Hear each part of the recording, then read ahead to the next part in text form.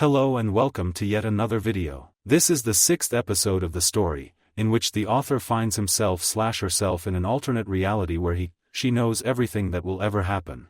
She is encouraged to err on the side of caution. But where's the fun in that? Find out what happens when you throw a crazy, self-centered Naruto fan into the Sarutobi clan. Please like and subscribe to show your support. Let's get the show started. Hokage's office, did you do it? Asked Hiruzen. The question was intentionally ambiguous. Kakashi of course knew what it meant. He wasn't surprised that the Hokage knew about Haru. Even her name bothered him greatly. The Uchiha clan had stolen his DNA, and in the aftermath she was born. A young girl was born without her father. Facing his leader he said honestly, "Someone beat me to it," said Kakashi. "The Uchiha made me worse than scum." Hiruzen gave him a hard stare. When he was sure Kakashi wasn't lying he sighed, "They made us all scum. If Mikoto hadn't found her." Kakashi didn't need to hear the rest. His daughter had grown up without family. The rage in his chest grew when he thought of what would have happened if Mikoto hadn't found her. His child will probably grow to believe she was unwanted and unloved. His only child. Hiruzen watched Kakashi as his Ki climbed. He wished this hadn't happened. Keeping in mind Kakashi's past experiences, for him to discover that his own child was stolen from him, Hiruzen knew the young man was close to going crazy. However, no is not the time for anger. "I know," gritted Kakashi, "but I can't keep calm. You need to go and see her." "I need to calm down first." Hiruzen gazed intently at him. "I know you. Go see your daughter. Consider it an order if it helps. Or are you saying she's a mistake?" Kakashi growled, "Of course not." "Good, now get out of here." Kakashi sighed dejectedly. "What do I say to her?" asked Kakashi. "I wasn't there when she needed me the most." Hiruzen raised an eyebrow. "Are you running away?" Kakashi thought about it. He had faced S-class missions, he had earned his status in the bingo book. However, whenever he let someone into his life they died. Burying his father and his team was one thing, but if Haru died, "I don't think I would be able to handle that," thought Kakashi. But the question is he willing to turn his back on his daughter? Of course he already knew the answer, he will just have to deal with whatever happens. He will do his best to keep her safe. If there is one thing Minato-sensei taught him is that anything is possible. The man had come from a civilian home to earn his reputation as the greatest Hokage ever. If he could do that, then Kakashi will make sure to keep his daughter safe, no matter what. "I will see you later, Hokage-sama." Hiruzen waved him off. "Go, Uchiha household, what are you doing?" Haru wasn't sure how this happened. Yesterday was confusing enough, the boys had spent the night. She had hoped they would have gone when she woke up. But of course that was not the case. She walked in on Dante in the kitchen, wearing an apron. The apron wasn't even the main issue here, the issue is why was he cooking? Mikoto had told her that traditionally women took care of the food. Dante was a Sarutobi, he was from a traditional clan. The weird part was when he turned around and looked annoyed. No, I was trying to make you breakfast in bed," said Dante. "I am going all out here and you have ruined it." Haru blinked and blinked again. "Are you always this confusing?" Dante smirked. "Oh baby, you have no idea. Ooh, what smells good, Tobeo." Naruto and everyone came out to meet them in the kitchen. Sasuke sighed when he saw Dante smirking at Haru. It was too early to deal with this.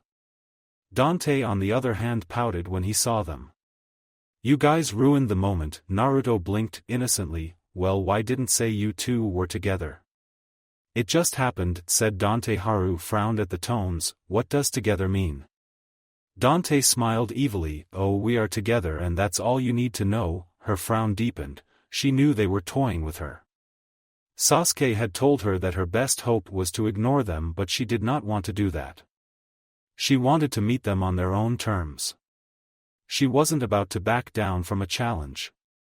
Just before she could speak they heard someone knocking. Perhaps the log has come to pay us a visit, whispered Dante. Sasuke gave a look. Do I even want to know who the log is? We all want to know, Sasuke, said Dante sagely, we all want to know. When Fugaku returned with Kakashi in tow, Dante squealed and hugged him. Papa Bear, you've come to see me. Kakashi blinked slowly. His sharp mind took stock of everything. He arrived at a conclusion. Dante was using him to frustrate his daughter. Well, that wasn't something he would allow. His gaze grew cold, his tone turned sharp. Perhaps you should let go of me, Annie. Of course, Dante reacted completely differently from what he expected. Dante blinked. Is that the tone you use to ease penetration? Fugaku did a spit take, Mikoto coughed to hide her laugh, Sasuke facepalmed, Naruto busted out laughing. When Dante heard Fugaku's spit take he turned to face him. Evil was written all over his face. He sat next to Fugaku and Mikoto. I knew it, you are a pervert. I am no such thing, gritted Fugaku. Dante smirked petulantly and faced Mikoto. Mikoto-san, you sly dog, you've been holding out on me, said Dante. So how is he? Wild, gentle, passionate? Does he bite or just nibble?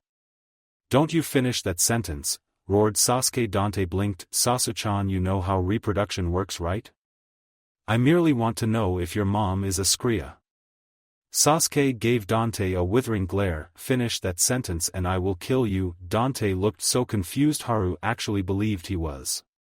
She watched him bow to Sasuke's parents. What he said though made her realize that he was faking the confusion.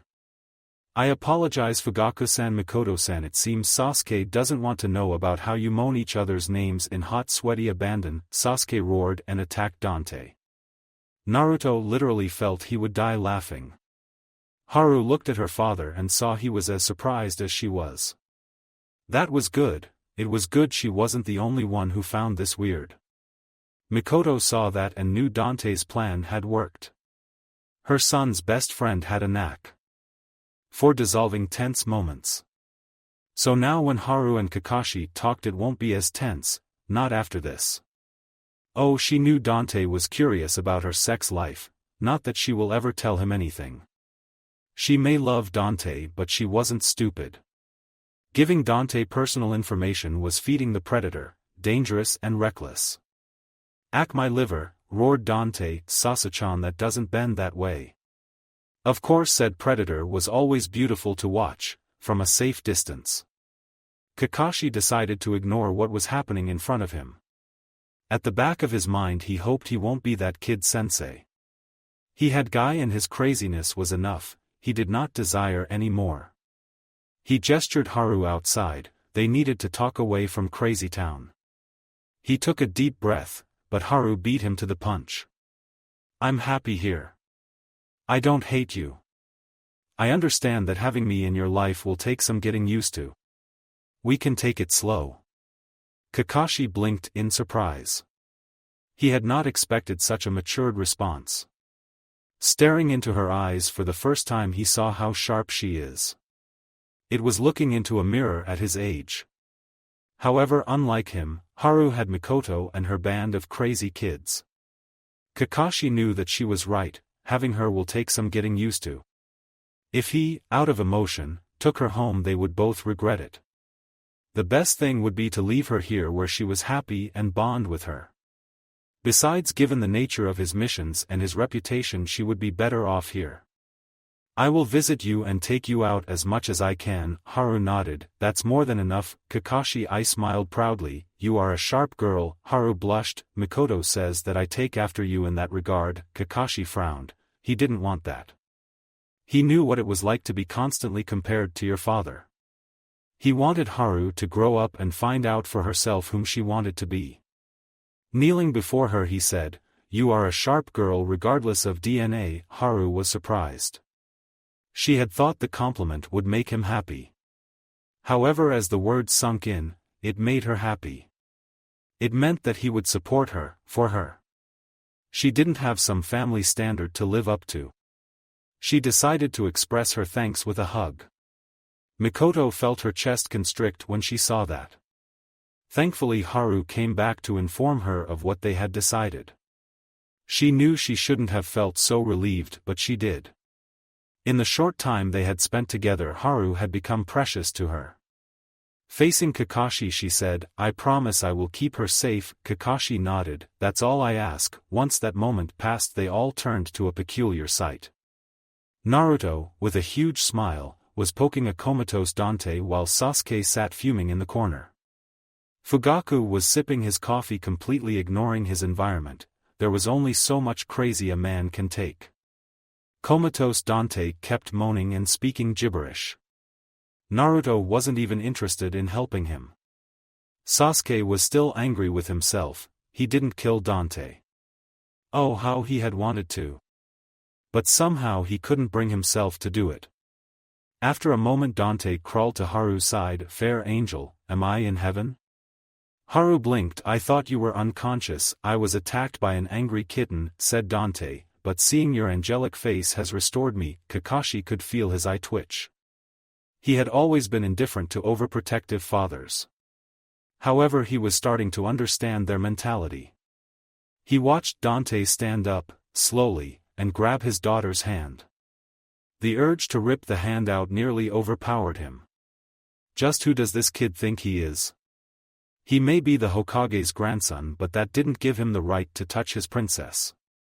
Dante smirked internally. Kakashi was so cute. The fact is Haru was a bombshell and she would only grow hotter. So while he may not be interested in her, Kakashi needed to learn how to control his emotions.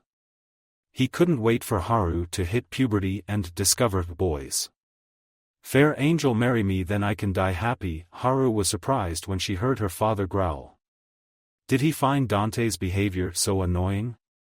Was this behavior something she should stop or allow? Dante watched the gears in her head turning. She was so sheltered it was ridiculous. Well, it was up to him to make her used to being around people. Oh, the perils of being so gifted. He had to take care of both Kakashi's and Haru's emotional states. Honestly, he sometimes wondered if he should start a counseling center, with exploding chickens. Exploding chickens, that's not a bad idea, thought Dante. "I am not going to marry you," said Haru. Dante sighed dejectedly. "Rejected by an angel. The log is so unfair." Haru blinked. "What is this log you like speaking of?" "The log is the log," said Dante sagely. Haru deadpanned. "That makes no sense." "That's why it is the log. We need to go train Tobeo," said Naruto. Dante twitched. "I am spreading the joys of the log here." Sasuke rubbed his forehead in frustration. He was really starting to regret not killing Dante. He had no idea why fate had brought Dante into his life. Sasuke knew that he cared deeply for the lunatic, but sometimes he wished he didn't. They were suspended from the academy yesterday. That is after Dante and Naruto did something incredibly daft. Flashback: Iruka had always loved children. He was a firm believer in loving children regardless of their personalities. That belief did not extend to Sarutobi, Dante and Uzumaki Naruto. They were by far the craziest and most annoying people he knew. He had met people like Guy and Anko. Even they were tolerable compared to these two. After causing chaos in the class, he had told them to clean the classroom during lunch. That had been the first mistake. When he and the class walked in after lunch, they found their classroom spotless and they were happy. That had been the second mistake. "Come in, fellow classmates," said Dante. "Welcome to our favorite room," said Naruto. Iruka thought the punishment worked and they were finally going to behave. That had been the third mistake. It started subtly at first. Random people started to either sneeze or smile at odd intervals. Iruka thought they were being naughty, so he ignored them. When the timing for the sneezes and chuckles got longer, he scolded them. Then somehow his hands started to itch. Throughout all this, Dante and Naruto were behaving like perfect angels. A few minutes later, Ino and Sakura screeched. When he asked them what happened, they blushed beet red, said nothing, and sat back down. Soon girls were screaming one by one like something was attacking them. It turned out that something was poking the girls in the butt, hard. The first suspect had been the boys, but no one could prove anything. Just as Irika was about to ask them straight out, he felt his chest and hands itch, terribly. It felt like they were doused in itching powder. The intensity of it forced him to take off his top, to check the problem. "Wow, Irika-sensei, I didn't know you were strip model," said Dante. Naruto hummed, "You do have a nice chest though. I guess you do work out." Irika found nothing, the itching just stopped. Just when he was about to interrogate them, all the girls screamed. He watched them run from their seats to the front of the class. With a shadow thread retreating. Needless to say, Shikamaru was assaulted by dozens of angry females. Irika knew that Shikamaru was innocent. The boy had been asleep throughout the entire class. So he knew the boys had set Shikamaru up with a warning: pay attention or suffer the consequences. Getting attacked by dozens of girls who thought you violated their bodies was painful. "Poor Shikamaru," said Naruto, "we will remember you fondly, my friend." Dante decided to never underestimate anything ever again. Who knew sneezing and laughing gas combined with a certain chemical designed to induce hallucinations and a tiny genjutsu could cause so much problems? It took everything not to break composure. Irika decided that asking them if they were responsible was unnecessary. He suspended them, for his sanity's sake. Shikamaru knew a challenge when he saw one. Dante and Naruto were going to understand why people feared a motivated Nara. Flashback and 2 years later, Itachi couldn't believe how things had changed. He could still remember coming back from a mission to find his clan heavily reduced. He had almost lost his mind. He didn't know how fast he was until he got home in seconds. Thankfully his family was safe. Then he received the second shock. He had a little sister and his father had come to his senses. He had actually activated his Sharingan to check for genjutsu.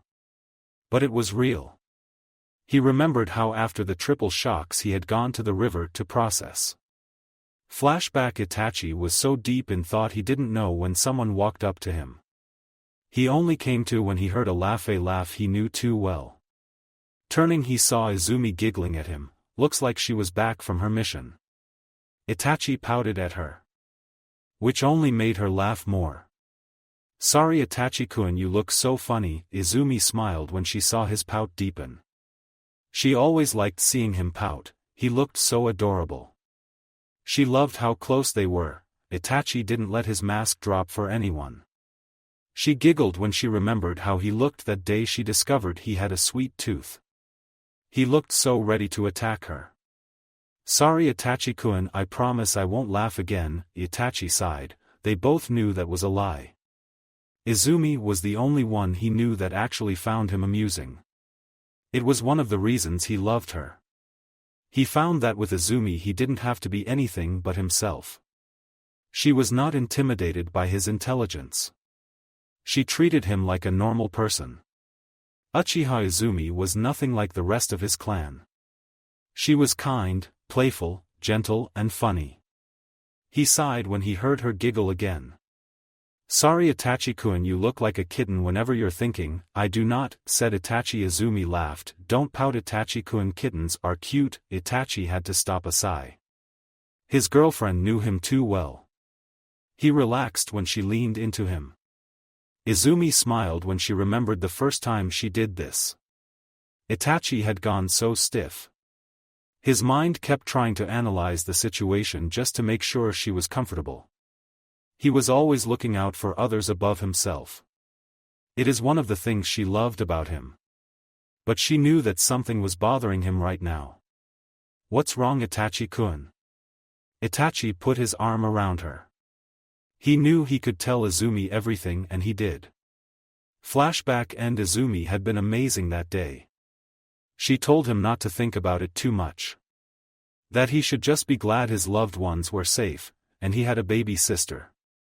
She knew he was still concerned about who the assailant is. However, like she said, there was no use worrying, all they could do was train and prepare as best as they could. For the sake of his family, Itachi had left Anbu, too many long missions. He had instead focused on upping his training, and now he was a jounin. He could still remember the party his family had thrown to celebrate his promotion. It was one of the best parties he had ever attended. So now both he and Shisui were jounin. Izumi was not interested in being jounin. According to her, being jounin had nothing to do with her strength levels.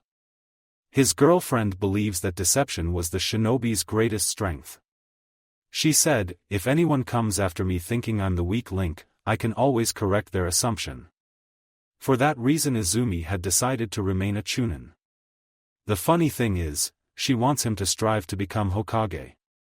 Personally he knows there are many more capable people who can become Hokage. But when his girlfriend sets her mind nothing changes it. And people think she is an easygoing girl, thought Itachi. The fact is Izumi is gentle, but she is also stubborn to a fault. She had shared her idea with Mikoto and Haru, who wholeheartedly agreed with her. He still believes there are far better people whom could become Hokage. However, he promised the women in his life that he would try his best. It was for that reason he was heading to the Hokage's office. He may have promised to try, but he didn't want to strive to be Hokage without telling the Hokage. He may also be hoping for a loophole out of his promise, but who knows? Come in. Hiruzen looked up from his paperwork to see Itachi walk in. Now there was nothing wrong with a jounin visiting the Hokage. But the look on Itachi's face was curious. The 16-year-old looked anxious. Now that was curious indeed. Hiruzen happily abandoned the boring work and zeroed in on Itachi. This was so much more fun than signing documents. How may I help you, Itachi? Itachi knew that the Hokage was sharper than he would ever be. So there was no point hiding. I promise the women in my life that I will try to become Hokage, said Itachi. However, I am sure you already have a successor in mind. I will not make a good Hokage after all. Hiruzen blinked. Whatever he was expecting, this wasn't it. Oh, he knew Itachi had confidence issues. If people he cared about were not involved, Itachi preferred to stay out of it. But for the jounin to think he wouldn't make a good Hokage was ludicrous. Hiruzen could count on one hand the number of people who had Itachi's gentle heart combined with his deadly skill. The 16-year-old was so much like Minato. The yondaime was a kind soul. However, heaven help whoever threatened those he cared for. It was clear Itachi didn't want to become Hokage. But a fine Hokage he would make. So how to handle this? Why do you think you will not make a good Hokage? Asked Hiruzen. Itachi blinked. He thought it was obvious. All the past Hokage were confident, driven people who were not afraid of war. I am a pacifist, Hokage-sama. Also, I am too kind. Offending anyone doesn't agree with me, but if you had to, you would. Itachi's eyes lowered. I would. Hiruzen smiled encouragingly. Itachi, being Hokage doesn't mean you have to stop being yourself. Every Hokage has to decide what works for them. Answer me this, do you love this village, Itachi? Of course I do, that is all it takes to make a good Hokage. Well, that and some other things. Itachi felt his confidence bolster. In truth, he had wanted to protect the village and the people. That was why he joined ANBU, so he could protect the village in the shadows. But the thought of protecting the village in the light, to be the one the people looked up to. He would be lying if he said being Hokage was undesirable. But still, do you truly think I have what it takes? Asked Itachi. Hiruzen smiled. I have a list of successors, would you like to know who is on the list? Itachi didn't know how that was relevant to his question. However, if the Hokage decided to trust him with his list, then Itachi was happy to hear it. It would be nice to know who the Hokage had chosen to lead the village in his stead. Senju Tsunade, Hatake Kakashi, and Uchiha Itachi. Itachi was stunned. The Hokage had chosen him, of all people. Why? Asked Itachi. You have a gentle heart, Itachi, but you are not afraid to fiercely defend your loved ones. You remind me so much of the yondaime. Itachi couldn't believe his ears. He and the greatest Hokage ever had similarities. It was the greatest compliment he had ever received. Now that he knew this, it was like a switch went off in his head. He suddenly felt a strength take hold of him. With determination blazing he faced the Hokage. How can I become the Godame Hokage? Hiruzen smiled happily. He had finally found his successor. Raising his hand he counted 3 things: love your village, become an S-class shinobi, and study as my successor. Itachi nodded resolutely. I'm ready. Hiruzen's smile dropped when he remembered something. He stared at Itachi seriously. The second and I made a fatal mistake when we became Hokage. We put the village over our family. You must make sure you never make that mistake, Itachi. Your family is what makes being Hokage enjoyable. I promise. Hiruzen smiled. Then let's get started. Meanwhile Yugao was happy. It was strange. 2 years ago she had made the decision to take her kenjutsu training seriously. As it turns out she fell in love with more than her sword skill. Hayate had changed from kenjutsu instructor to boyfriend in no time. She still couldn't believe it sometimes. She was on her way to meet up with her best friends. They had a mission. She had a strong and amazing boyfriend and crazy best friends. What more does a girl need? Speaking of crazy best friends, she had yet to introduce Hayate to them. She loved Dante and Naruto, but she was not stupid enough to sick them on Hayate. She will introduce them to him when Hayate was hopelessly in love with her. That way, regardless of what happens, he won't run away screaming. Normal people had a hard time adjusting to her best friends. Poor Irika, thought Yugao. She knew the Chunin was undergoing treatment for migraines. She had never met him, but according to what she heard, he is a nice enough guy. He just had the misfortune of being Dante and Naruto's teacher. Those two took pleasure in driving the poor Chunin up the wall. Of course they had other targets in their class: Shikamaru, Ino and Sakura. They targeted Shikamaru to force the laziness out of him. They tormented the girls mainly because they challenged their territory. Which never ceases to amaze me, thought Yugao. Dante and Naruto were crazy. So when she heard that 2 girls had the guts to attempt to meet them blow for blow, she was stunned. She had done her research into both of them. Yamanaka Ino and Haruno Sakura had incredible potential and even more heart. They remind her so much of 2 girls from her year. One was calm, calculating, and fierce. The other was wild, passionate, temperamental, and violent. Yuhi Kurinai and Mitarashi Anko were known as Konoha's Ice Mistress and Snake Mistress respectively. In that regard Ino was more of Kurinai while Sakura was so much like Anko. Which explains why they are so driven to bring down the boys, not that they could, thought Yugao. She knew how hard the boys had trained these past 2 years. Sasuke had taken his archery skills to a whole new level. She was sure there wasn't a target the Uchiha couldn't hit, regardless of distance. Now he was developing a way to fight with his bow. Thanks to his Sharingan, Sasuke's speed was ridiculous. The 10-year-old had built his taijutsu style around that fact. When you combine that with his elemental manipulation skills, lightning and fire, and his genjutsu skills, Sasuke was close to being a high-level jounin. His teammates were not left out, of course. Naruto had focused on Fuinjutsu, Kyuubi's chakra, taijutsu and elemental training. His skill with Fuinjutsu baffled her, and his skill with his wind affinity was even better. Tie that in with his use of shadow clones and you have a deadly jounin, thought Yugao. If she ever thought Dante would not be able to keep up with his friends, she will never believe so again. Dante had focused on kenjutsu. He got a sword dash, taijutsu, elemental training, water dash, and developing his swift and ice release. He had been able to activate both techniques, but it took more chakra than Yugao was comfortable with. The reason she didn't see them as full jounin yet was simple. For all their potential, they were still expending too much chakra and time. Their skills were not ingrained into the psyche yet. But she was sure of one thing: when they graduate 4 years from now, they will be full jounin in skill and experience. So long as Sasuke doesn't kill them in frustration. Sasuke-chan, I have been longing to talk to you, said Dante. Yugao smiled when she saw the twitch in Sasuke's eye. It had become almost a permanent part of him. She actually had a bet with Mikoto. When will Sasuke go crazy himself? Mikoto bet 3 years from now Sasuke will lose his sanity. Yugao believed Sasuke will not last 3 years. They both knew Sasuke will never kill Dante and Naruto. For all their craziness, they were Sasuke's best friends and he will never do that to them. You're late, gritted Sasuke. Yugao smiled. She knew what he meant.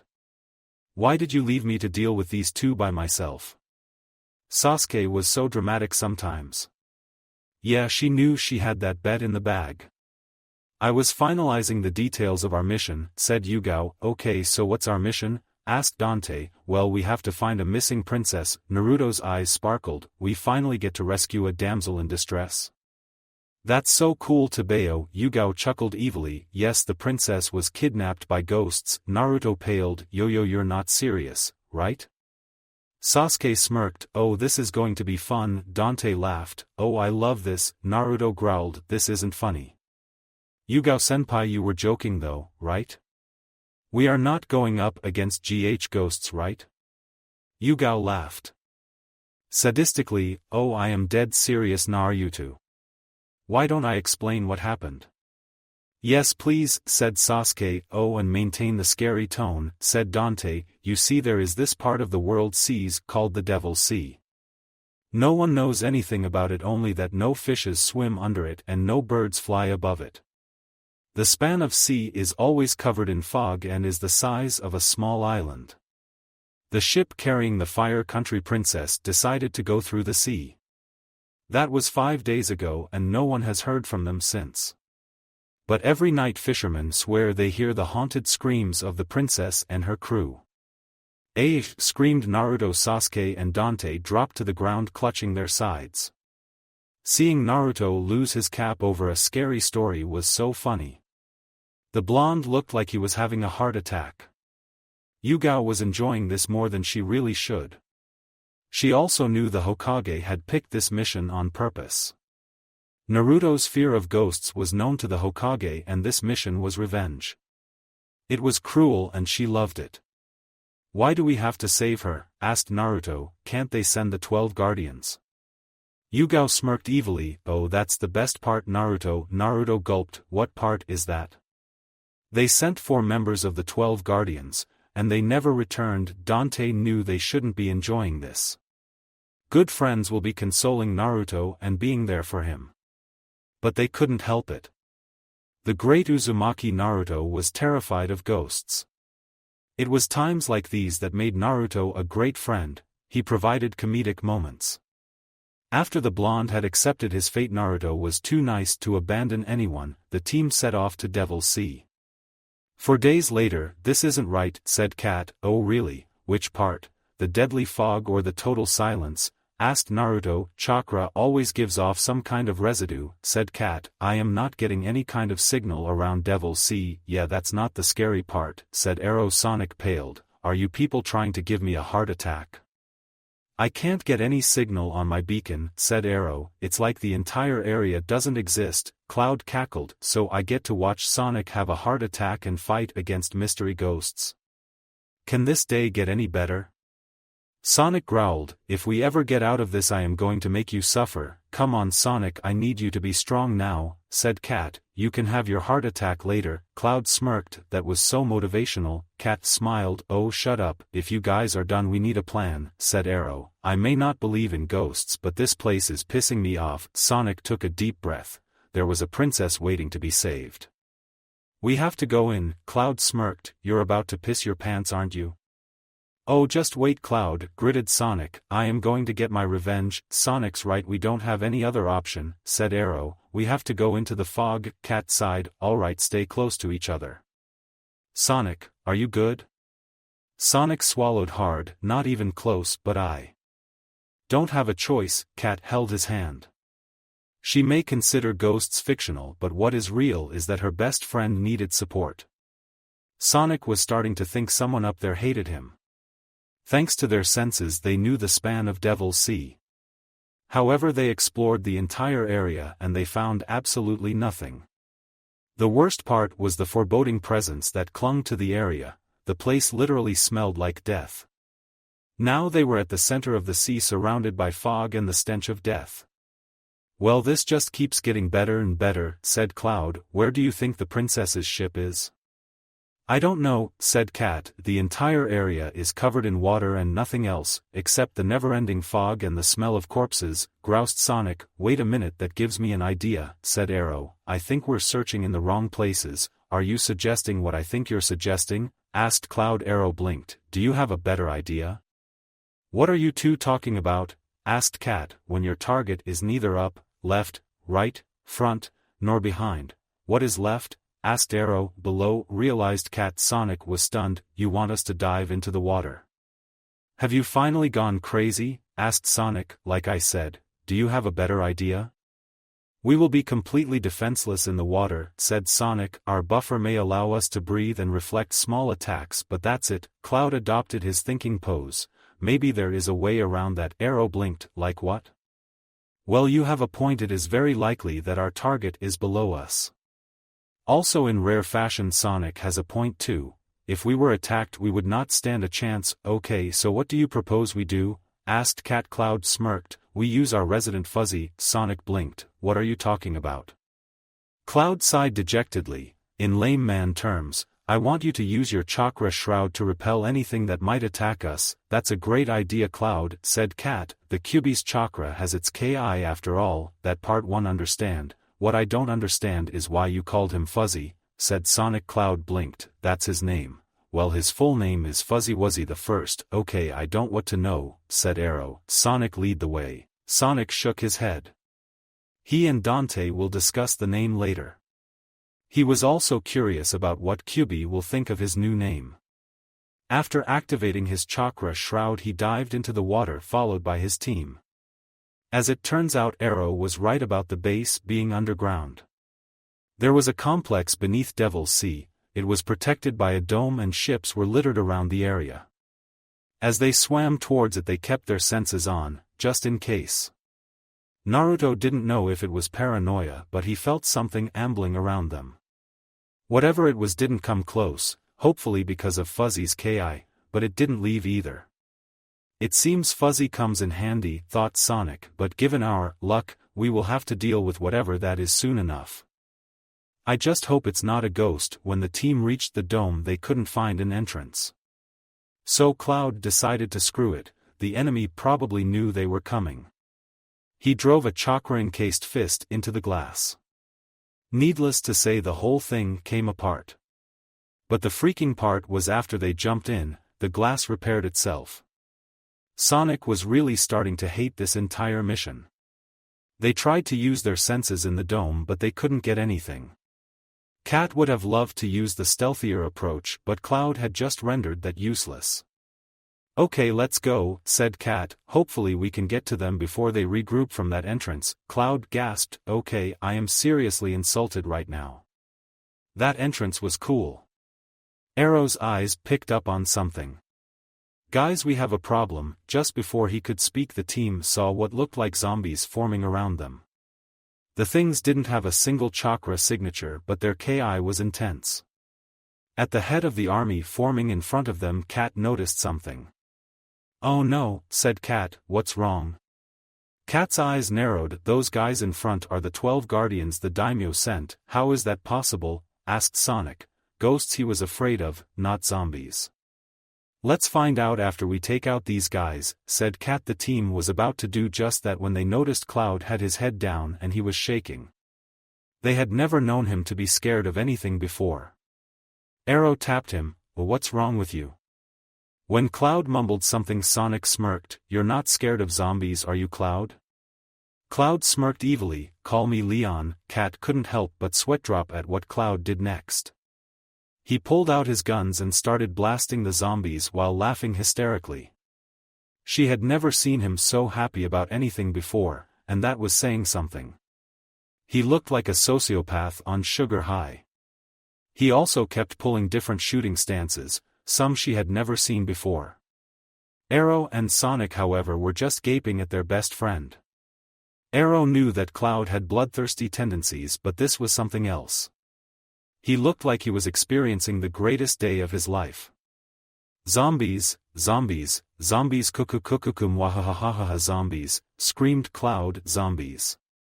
Should we be concerned? Asked Cat. I mean, I know Cloud is not normal, but isn't this a bit much, even for him? Before either boy could respond, Cloud ran deeper into the complex screaming zombies. They stared at each other for a moment, to ensure they were not the only ones seeing this. Once the reality of the situation sunk in, they went after Cloud. It appeared Cloud had carved his way through the whole complex.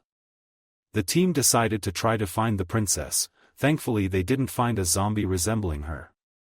What they did find were seals covering the entire complex. They were designed to hide the complex completely. That explains why nothing could ever pass here, said Sonic. The seal works like a barrier, a dark barrier. Arrow frowned. So I'm assuming the seal is the reason for the zombies too. Sonic shook his head. This particular seal may be powerful, but there's no way it can cause this. So what did? Asked Cat. Sonic frowned. Well, if I can find a zombie Cloud hasn't shredded with his gun, I can find out. Zombies, roared Cloud distantly. Cat sighed. That may be difficult. The team decided to just keep moving. They all hoped to find something that will help solve this mystery. They were also glad they hadn't found a corpse that looks like the princess. Hopefully she was still alive and Cloud hadn't accidentally shot her. The complex was large and they had landed at the south end of it. So while Cloud focused on his killings, the team focused on finding any clues on how this operation works. Thankfully Sonic found a zombie with only a couple gunshot wounds. Finally, said Sonic. His chakra must be dropping, said Cat. Shredding this many zombies has to be taxing on him. Can you use this one? Asked Arrow. If we know how they are made, then maybe we can reverse it. If the princess has been turned, I think so, said Sonic. Arrow and Cat watched silently as Sonic examined the body. They knew him very well, and judging from his body language, this was bad. Sonic did not like what he was seeing. The good news is that he was able to find how these people became zombies.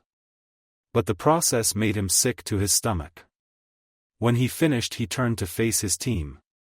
It's not good, is it? Asked Cat. Sonic sighed. No, it's not. Give us the news, said Arrow. I found a dark soul seal, said Sonic. What does that mean? Asked Cat. Sonic normally took pleasure in being the smart one, but this one time he didn't.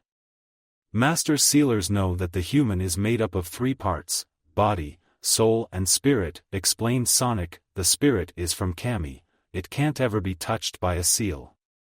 The soul is the person's true essence and the body is the husk that holds them all together.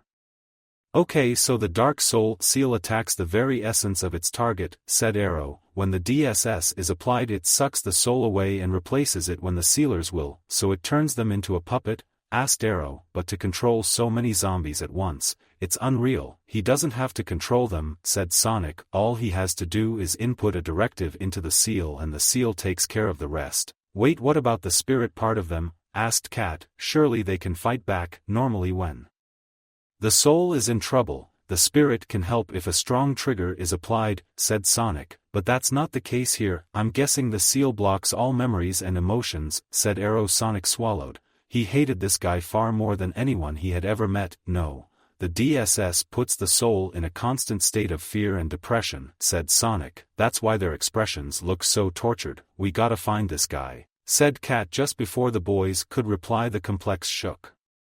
They didn't need any other reason to race towards the explosion. At the back of their minds they were all thinking the same thing. What has he done now?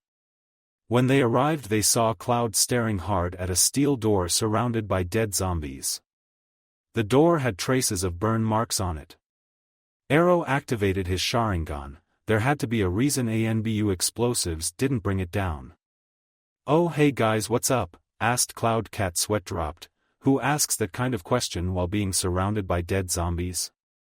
Oh right, Cloud does, lunatic.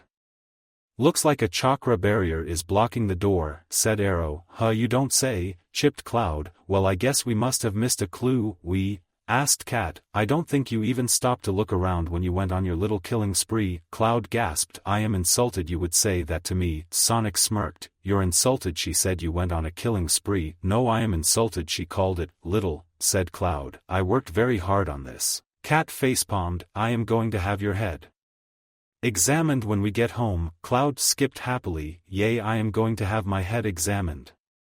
Hey, I think I found a way in, said Arrow. The barrier is weak at this spot. Arrow's instincts saved his life after that. You see, not seconds after he said that, Cloud pulled out his guns and fired at the spot. The barrier fell, allowing Cloud to use his remaining explosives to blast the door open. You almost killed me, you lunatic, growled Arrow. Cloud blinked. I'm confused, should I feel bad or impressed? Sonic smirked. Well, you did escape. Cat smiled despite herself. She knew Cloud wouldn't actually try to kill Arrow. But they had other things to worry about. As soon as the door fell down, the team moved in. They found the princess strapped to a table in a single robe. Their target was dressed like a prince, purple robes and everything. Cloud smirked. Oh, I'm sorry, are we interrupting something? Asked Cloud. I hope you both have a safe word. Arrow frowned. Did you really just say that? Cloud blinked. Well, it came out of my mouth, so yeah, I think I just said that. Sonic ignored them and walked towards the Seal Master. He had a score to settle with this guy. Sonic was going to show him what happens when you mess with humanity like this. Cloud saw Sonic's gaze and did the best thing, pulled out popcorn, drinks and a long chair from a storage scroll. Arrow and Cat sweat dropped, and then joined him. If Sonic needed help they would chime in, but until then, it was time for a show. Sonic drew on Kyuubi's chakra and was about to charge his target. However, something happened that stopped him in his tracks. Vines sprung out of the ground and wrapped themselves around the target. The next thing Sonic saw was the target laughing hysterically as the veins swallowed him. After that happened, the veins grew into some kind of plant monster. Okay, that's wicked, said Cloud. I wonder if he will teach me how to do that. Cat blinked. You want to look like a monster? Yeah. It's one of my dreams, said Cloud. Can you imagine how much fun I could have as a giant monster? Cat recalled the amount of corpses littered around the complex and she hoped Cloud's dream didn't come true. However, as soon as their target was done growing, she had to admit something. Cloud is right, that is wicked. Obviously he didn't stand a chance against Sonic. Firstly, shooting veins and spitting acid doesn't work on someone who can replicate himself. She almost felt sorry for the guy when he realized his second mistake. Growing into a giant flower was just asking to be blown up and from the feel of his chakra. We should probably get the princess and run, said Cat. Oh yeah, said Cloud. Let's do it, said Arrow, before he kills us all. And of course, minutes after they ran off with the princess they heard the first explosion. Thankfully the girl was unconscious when they found her. The second they broke out of the dome they swam for their very lives. Not a second after they broke out of the water the surface shook. Yeah, I probably shouldn't have given him my spare set of explosives before we left, said Cloud. Cat gaped. Why, just why? Cloud scratched his head nervously. It sounded like a good idea at the time. Arrow groaned. It is never a good idea to give Sonic more explosives. One of these days he really will kill us, and you guys called me crazy for my fireworks filling. Arrow gave Cloud the "Are you demented" look. You wanted to combine acetone, pentane and ethanol. Cloud had the "I was still right" posture. Well, it would have been fun. I am having your head examined when get back home, said Cat. Who by who? Asked Cloud. Hey, that rhymed. Thankfully Sonic busted out of the water, allowing them to ignore Cloud. Well, that is until they realized they just substituted one lunatic for another. Sonic frowned when he came up and saw Arrow and Cat with a dark cloud of depression over their heads. Cloud was just as surprised as he was. Hey, are you guys okay? Asked Sonic. Yeah, you look really sad about something, said Cloud. Arrow and Cat looked up at the same time and said, there is no escape from the crazy. Cloud, what happened? Asked Sonic. Did we break them or something? I think so, I guess we finally broke them. Sonic blinked. I thought I would feel good. I guess our amusement is tied to their annoyance, said Cloud. Exactly, so we need them to be normal so that we can be the crazy ones. Databayo, I couldn't have said it better myself. The princess would report to her father that she was saved by 2 nice ANBU members and 2 sad ones. When they returned home, Yugao kept her promise. She sent Dante and Naruto to have their heads examined. It was a truly memorable experience. The shrink sent to examine Naruto and Dante resigned from practice with a permanent twitch. Needless to say, Yugao was never going to send the boys to any other shrinks, ever again. Aside from that, the next 4 years went on as usual. Well, except for that one time. 2 years later, Shikamaru had been so happy this morning. The reason was simple: he, Sakura and Ino were going to prank Dante and Naruto. After all the times they had tormented them, they were determined to have their revenge. They knew Naruto was afraid of ghosts and Dante was scared of fangirls, with screeching voices. So they had someone invite the boys to a birthday party. The party was held in one of the large halls in Konoha, thank you trust fund money. Their plan was simple: to scare them silly. They ensured that at random intervals Naruto would hear someone whispering his name alongside a dull light glowing. Dante, however, would hear a girl screech at other random intervals. They ensured neither of the boys was together when they heard the sounds.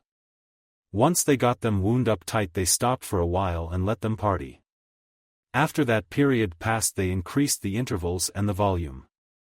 It was the perfect plan, except they forgot to account for one person, Haru. Somehow Haru figured out their plan and told Dante and Naruto about it. Well, suffice to say, things went south very quickly. By the end of the party, Shikamaru had been asked to sing karaoke and the girls had been drafted into dish duty. Dante and Naruto had used their classic line, "They truly want to do it but are too shy to ask." Needless to say, any complaints they made was seen as them being shy. It was infuriating. Ino was especially ticked. She hated the generation of miracles as they were called in school. She knew why they were called that. Sasuke is naturally and incredibly fast and precise in his movements. She had never seen him waste energy on anything before. Naruto, on the other hand, had so much stamina and resilience it had to be illegal. And then there is Dante. His chakra manipulation skills and weapon handling are terrifying to witness. She hated the fact that no matter how much she and Sakura trained, they could never measure up. She knew that aside from the generation of miracles, she, Sakura and Haru were at the top of their class. Haru was a genius. The girl could break down any kind of move she saw in minutes and improve on it.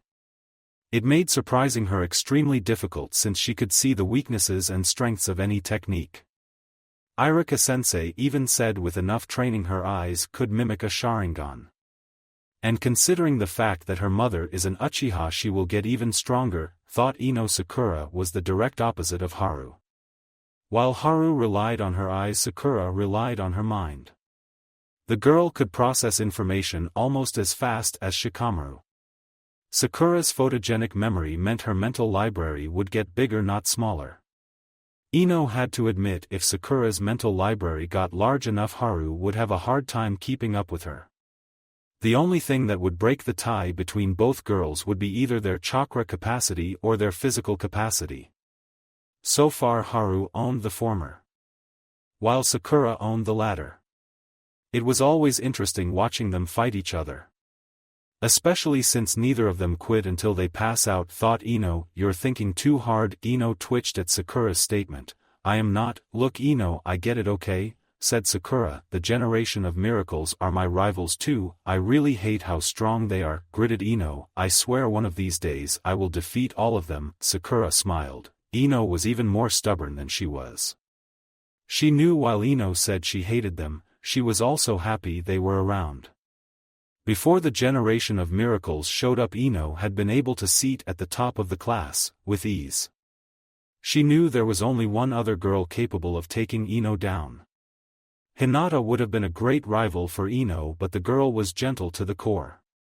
She knew Ino well. She may not have Haru's eyes, Hinata's agility, or her mind. However, she was anything but weak. Yamanaka Ino is unreadable and unpredictable. Ino didn't have any kind of style or form to her movements. She and Haru's abilities relied on information. Hence why they were so weak against Ino. The girl revealed nothing. If Sakura had to guess, she would say Ino literally had no structure in her movements. It is why she really believed only Hinata would have stood a chance against Ino.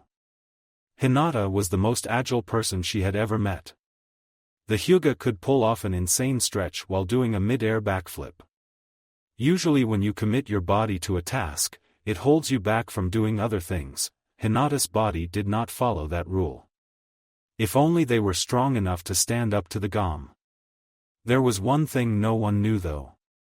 The list in the Hokage's office containing the list of the generation of miracles reads the following: Sarutobi Dante, Uchiha Sasuke, Uzumaki Naruto, Yamanaka Ino, Haruno Sakura, Hatake Haru, Hyuga Hinata and Kuriko Tetsuya. The only reason the Hokage knew about the GOM was thanks to the weekly spars. Every week the Hokage would send Chunin to spar with the academy students, as a way of testing them and how they react to stressful situations.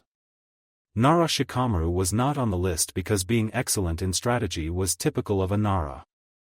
Besides, with enough growing and training, Sakura could give the Nara a run for his money. 2 years later, Nissan, where are going? Konohamaru was currently pouting. His big brother had just come back from remedial training last night and now he was leaving. It has been almost 2 weeks since his big brother spent any time with him. Of course you could argue that Konohamaru was being a clingy little brother, but that's not true. His Nissan needed to rest at home, that's all. Mira smiled when she saw the pout. Konohamaru was so much like his big brother. Kono-chan, your brother needs to go to school, said Mira, but he already passed his genin test, whined Konohamaru. Why does he need to go to school? Dante stared at his grandfather. Well, because someone decided to have team selections 1 week after the genin test. Grandfather, how could you? Asked Konohamaru. Hiruzen just took a deep breath. The academy board, the council, was responsible for the timing, not him. But of course Dante had blamed the whole thing on him. Now he would have to deal with his 6-year-old grandson's revenge for the next couple days. He was so happy he would be officially handing over to Itachi in a few days. The thought that his retirement was only days away gave him the strength to hold on. However, getting Itachi accepted by the daimyo as his successor had been trying. Apparently the fire daimyo was skeptical about trusting the descendant of Madara. Even though Itachi is absolutely nothing like him, thought Hiruzen, sometimes I wish I could slap him without consequence, but finally after 4 years Itachi had been vetted by the daimyo's court. He had to give it to the young man, he never gave up. The daimyo had put him through hell and yet Itachi's patience never snapped. He held back a laugh when he remembered the conversation he had with Itachi when the approval arrived. Flashback, I'm curious Itachi-kun, said Hiruzen, how did you maintain your patience? Itachi blinked. Izumi said to picture the daimyo wearing a bunny costume. Flashback, and needless to say he couldn't get the image out of his head. He was tempted to see what the daimyo's face will look like if someone tells him that. Well, it let him know that Itachi was truly the right fit for the job. Soon he would be able to hand over the job and finally retire. Then his grandsons will be someone else's problem. He was especially happy he got to hand over before Dante became genin. After seeing what the lunatic had done while under ANBU, he didn't want to imagine what he would do now. He was just happy he had been able to keep Dante busy enough so he never crossed paths with the other ANBU members. Well, except for Hayate-kun, thought Hiruzen. What are you thinking about, Gramps? Asked Dante. I'm thinking of what you did to poor Hayate-kun. Dante blinked. I did something. Mira smirked. Sweetheart, you kept trying to shove a log up his ass. It was for an experiment. Daisuke sighed. And what, pray tell, was this experiment about? To see how much he loved Yugao, said Dante. If he stayed after that, then we will know that nothing can ever drive him away. Wow, you're really smart, Nissan, said Konohamaru. Daisuke groaned. The last thing he needs is Konohamaru copying Dante. But of course the chance to stop that has long since passed. He loved his sons, he really did. But sometimes he wished he could go on vacation far away from them. He hoped his father was not senile enough to put Naruto and Dante on the same team. Their Jounin sensei would probably resign in days. if they have a strong constitution, that is. Well, I would love to stay, but I need to go see who my new teammates are, said Dante, unless someone saves me a trip and just tells me. No, said Hiruzen dully. Fine. Later, by Nissan Academy, Irika was praying. It was something he needed to do. Today was the last day Dante and Naruto would be in his class. He was seriously pleading with Kami to allow him get through the day without stress. Naturally, the boys had been late to class. After all these years, they were already used to it. Irika was seating in his desk waiting for them to sit down so they could start.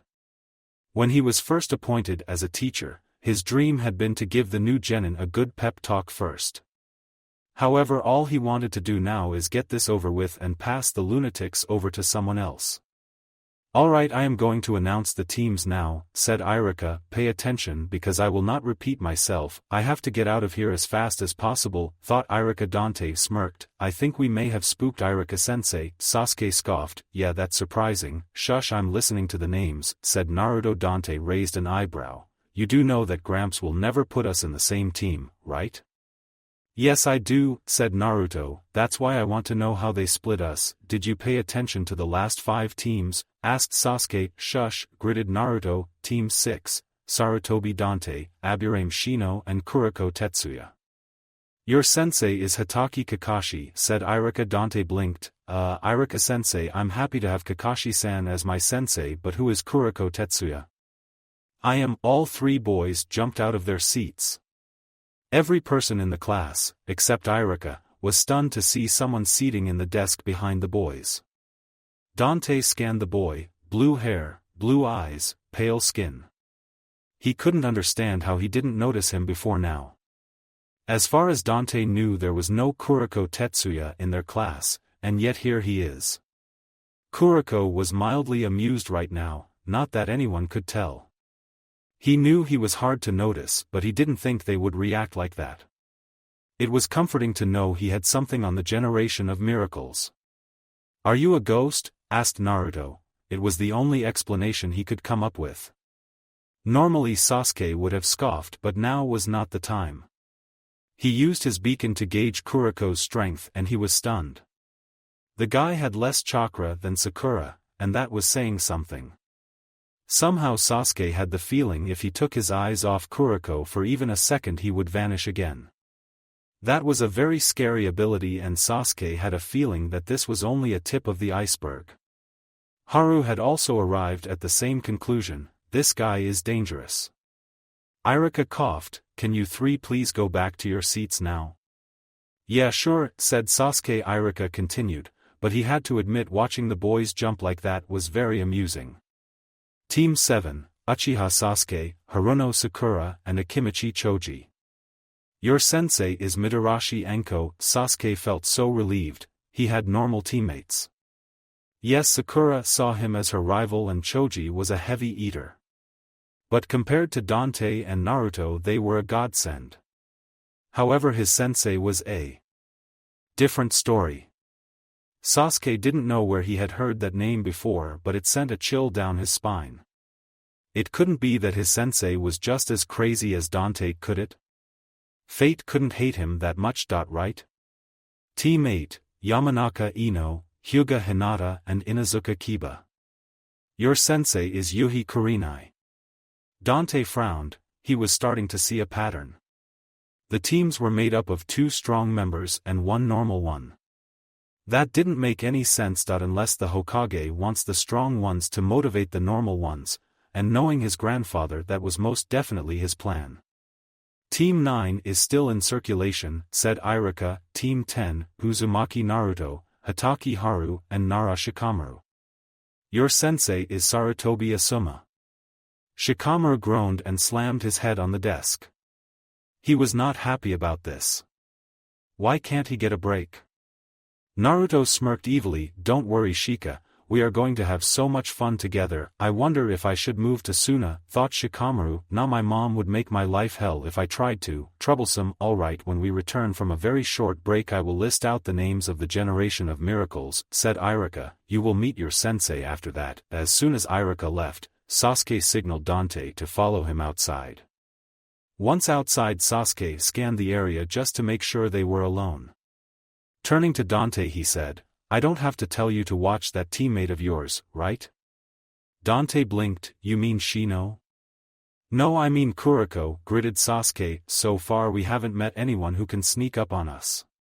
But somehow Kuriko does it effortlessly." "Yeah, it is pretty awesome," said Dante. "Normally people like that become great assassins." Sasuke scoffed. "If you were Naruto I wouldn't mind you saying that because the dobe is an idiot. You on the other hand can't be stupid enough to believe that assassin is all Kuriko can do." "Sasuke, we live in a world where Kuriko's skill makes him suitable for assassination and infiltration." Sasuke knew Dante was messing with him. While that's the stereotype in their world, he knew Dante didn't actually believe that that is Kuriko's limit. Kuriko's ability to become invisible could be applied to so much more than breaking into places and killing people. Actually, now that he thought about it, how does Kuriko become invisible? "He doesn't become invisible," Sasuke started. What was Dante talking about? Dante smirked. "His true skill is not becoming invisible." Sasuke frowned. Could it be that he had it wrong? If Kuriko didn't become invisible, then what does he do? Dante knew that it wouldn't take Sasuke long to figure it out. He also knew that Haru and Shikamaru would figure it out too. And of course a few seconds later he saw realization dawn on Sasuke. "Misdirection," said Sasuke. Dante smirked. "Exactly, his presence is so mute against the noise in our world that it appears like he is invisible. If that is true, then wow, just wow." Dante laughed. "Yep, that's what I thought too." Sasuke was shell-shocked. "Just imagine him learning genjutsu or even fuinjutsu." "I pictured him holding a weapon or learning taijutsu," said Dante. "If he masters this skill of his, he would be deadly no matter what he studies." "You can't prepare for an attack you can't see coming," said Sasuke. "If Naruto finds out about this he will freak." "If Kuriko masters fuinjutsu, not even Fuzzy's chakra will help Naruto," said Dante. "How could we have missed him?" asked Sasuke. Dante scoffed. "Better question. Who did notice him?" "Probably the Hokage," said Sasuke. "Hey guys, come on, break is over," shouted Naruto. Ino didn't see the point of this. It was already clear who the Generation of Miracles are. She had always hated that title, Generation of Miracles. It was the Hokage that had given that title to the students with the most potential. She hated the title because it felt like once again boys were being recognized over girls. The Hokage had only given their class that name when Dante and his friends showed up. Sakura had convinced her to listen either way, so here she was. But she was not prepared for what she heard. "Before I list the names, the Hokage ordered me to let you know about the duty of the Generation of Miracles. As the best of this generation, it will be up to you to uphold Konoha's reputation. This means that you must keep training and always look out for your comrades. Konoha is built on the will of fire. You must figure out what your own will of fire is and never give up. Also, you will be expected to train and grow together as a unit because there are plans to make you into one. Konoha will look to you to lead her in the future, so you must be prepared." "Wow, that's so cool," said Naruto. "It is," said Kuriko. All three boys stiffened. Dante was starting to think Kuriko enjoyed doing this. Irika smirked. It was nice seeing someone annoying them for a change. Clearing his throat, he got to the list. "This is the list of the Generation of Miracles: Uzumaki Naruto, Sarutobi Dante, Uchiha Sasuke, Kuriko Tetsuya, Yamanaka Ino, Haruno Sakura, Hatake Haru and Hyuga Hinata." Ino was floored, and so were the girls and Kuriko. Ino couldn't believe she was part of the Generation of Miracles. She had always thought her skills were not on par with theirs. But to know that the Hokage not only acknowledged her talents but considered her a miracle was amazing. Of course, after the elation passed, she recalled the responsibility tied to the title. The fire in her belly grew into a furnace. She swore she would uphold her title. The Hokage placed the future of Konoha in her group and she refused to let him down. However, not everyone was happy with the list. "Why is Hinata on that list?" roared Ami. "She has no talent, unless you call being weak a talent." Sakura twitched in anger. She knew very few people knew what Hinata was capable of. But that didn't stop her from wanting to floor Ami right now. She peeked at Hinata and saw the girl actually agreed with Ami. She and Ino had theorized that Hinata's family were responsible for her lack of confidence. She also knew people will assume Hinata got that spot on the list because of her last name. But that was far from the truth. She may not be able to knock some sense into Hinata's family, but there is someone she could do that to. Don't do it, Squeaky, Sakura glared at Ino. What are you talking about? Ino sighed. I would love to beat her up too, said Ino, but look around, almost everyone agrees with her. But she shouldn't have said that, said Sakura, if I pound her. You will cement their beliefs, said Ino. Hinata is the only one who can make this right. Look at her, Ino, gritted Sakura. She believes Ami. Ino knew Squeaky had a soft spot for Hinata. As a Hyuga, Hinata was rarely bullied. But every once in a while someone did, that person always ended up in the hospital the next day. Ino found it amusing how fired up Squeaky got when Hinata was involved. However, in this kind of situation violence was not the answer. What they needed to do was boost Hinata's confidence. That way she can show everyone exactly why she deserved to be on the list. She is on my team, Squeaky. I'll look after her, promise. Before Sakura could reply, 8 people walked in. Judging from their attire, they were their Jounin sensei. Sakura wished she was on Hinata's team, but she trusted Ino. Besides, as members of GOM, she had total freedom in checking up on her. It was the Hokage's order that they work together as a unit. Although she would rather only work with the girls and she could manage Sasuke, but Dante and Naruto are still her enemies. Team 7 with me. After hugging Ino, Sakura went to meet her sensei. Dante smirked. Hey Shino, do me a favor and keep Sasuke and Sakura from making babies. And he knew Sasuke would feel comfortable around Sakura. The girl was intelligent and driven. So it was only a matter of time before both of them started hanging out. Sasuke, of course, was terrible with women, so he needed a push. He needed to see Sakura as a female and not as his teammate. With anybody else the difference would be irrelevant, but with Sasuke it wasn't. The Uchiha wouldn't make any moves on his teammate, but on a female he was comfortable with, well, that's a different story. Also, given whom his sensei is, Sasuke would need Sakura to help keep his sanity in check. She is probably only behaving because Kurenai is around, thought Dante. Oh Sasuke, I almost feel sorry for you. Asuma sighed. His nephew was trouble indeed. He actually felt bad for Kakashi. The man had been absent to their meeting, so he still thought his team consisted of Sasuke, Naruto and Sakura. He waited for Kurenai to call her team before he called his. He still couldn't understand why his father had saddled him with Naruto. The blonde was almost as bad as his nephew. Asuma could already feel the need to smoke burning him. Of course he wouldn't smoke around Kurenai, that was asking for trouble. Team 8. Follow me, said Kurenai. Well, might as well get this over with, thought Asuma. Hopefully Naruto makes Chunin soon and I will be free. Team 10, let's go, said Asuma dejectedly. Why are you so glum, Asuma-sensei? Asked Naruto. Did you screw up in bed or something? Shikamaru and Asuma both had the same thought. Why me? Haru was already used to Naruto's personality. Also, it was Naruto without Dante, so she would be okay. Dante actually felt a little sad. He had been with Sasuke and Naruto for so long it felt painful to be without them. But he knew he could trust Asuma and Enko to look after them. You miss them, he felt his pulse jump.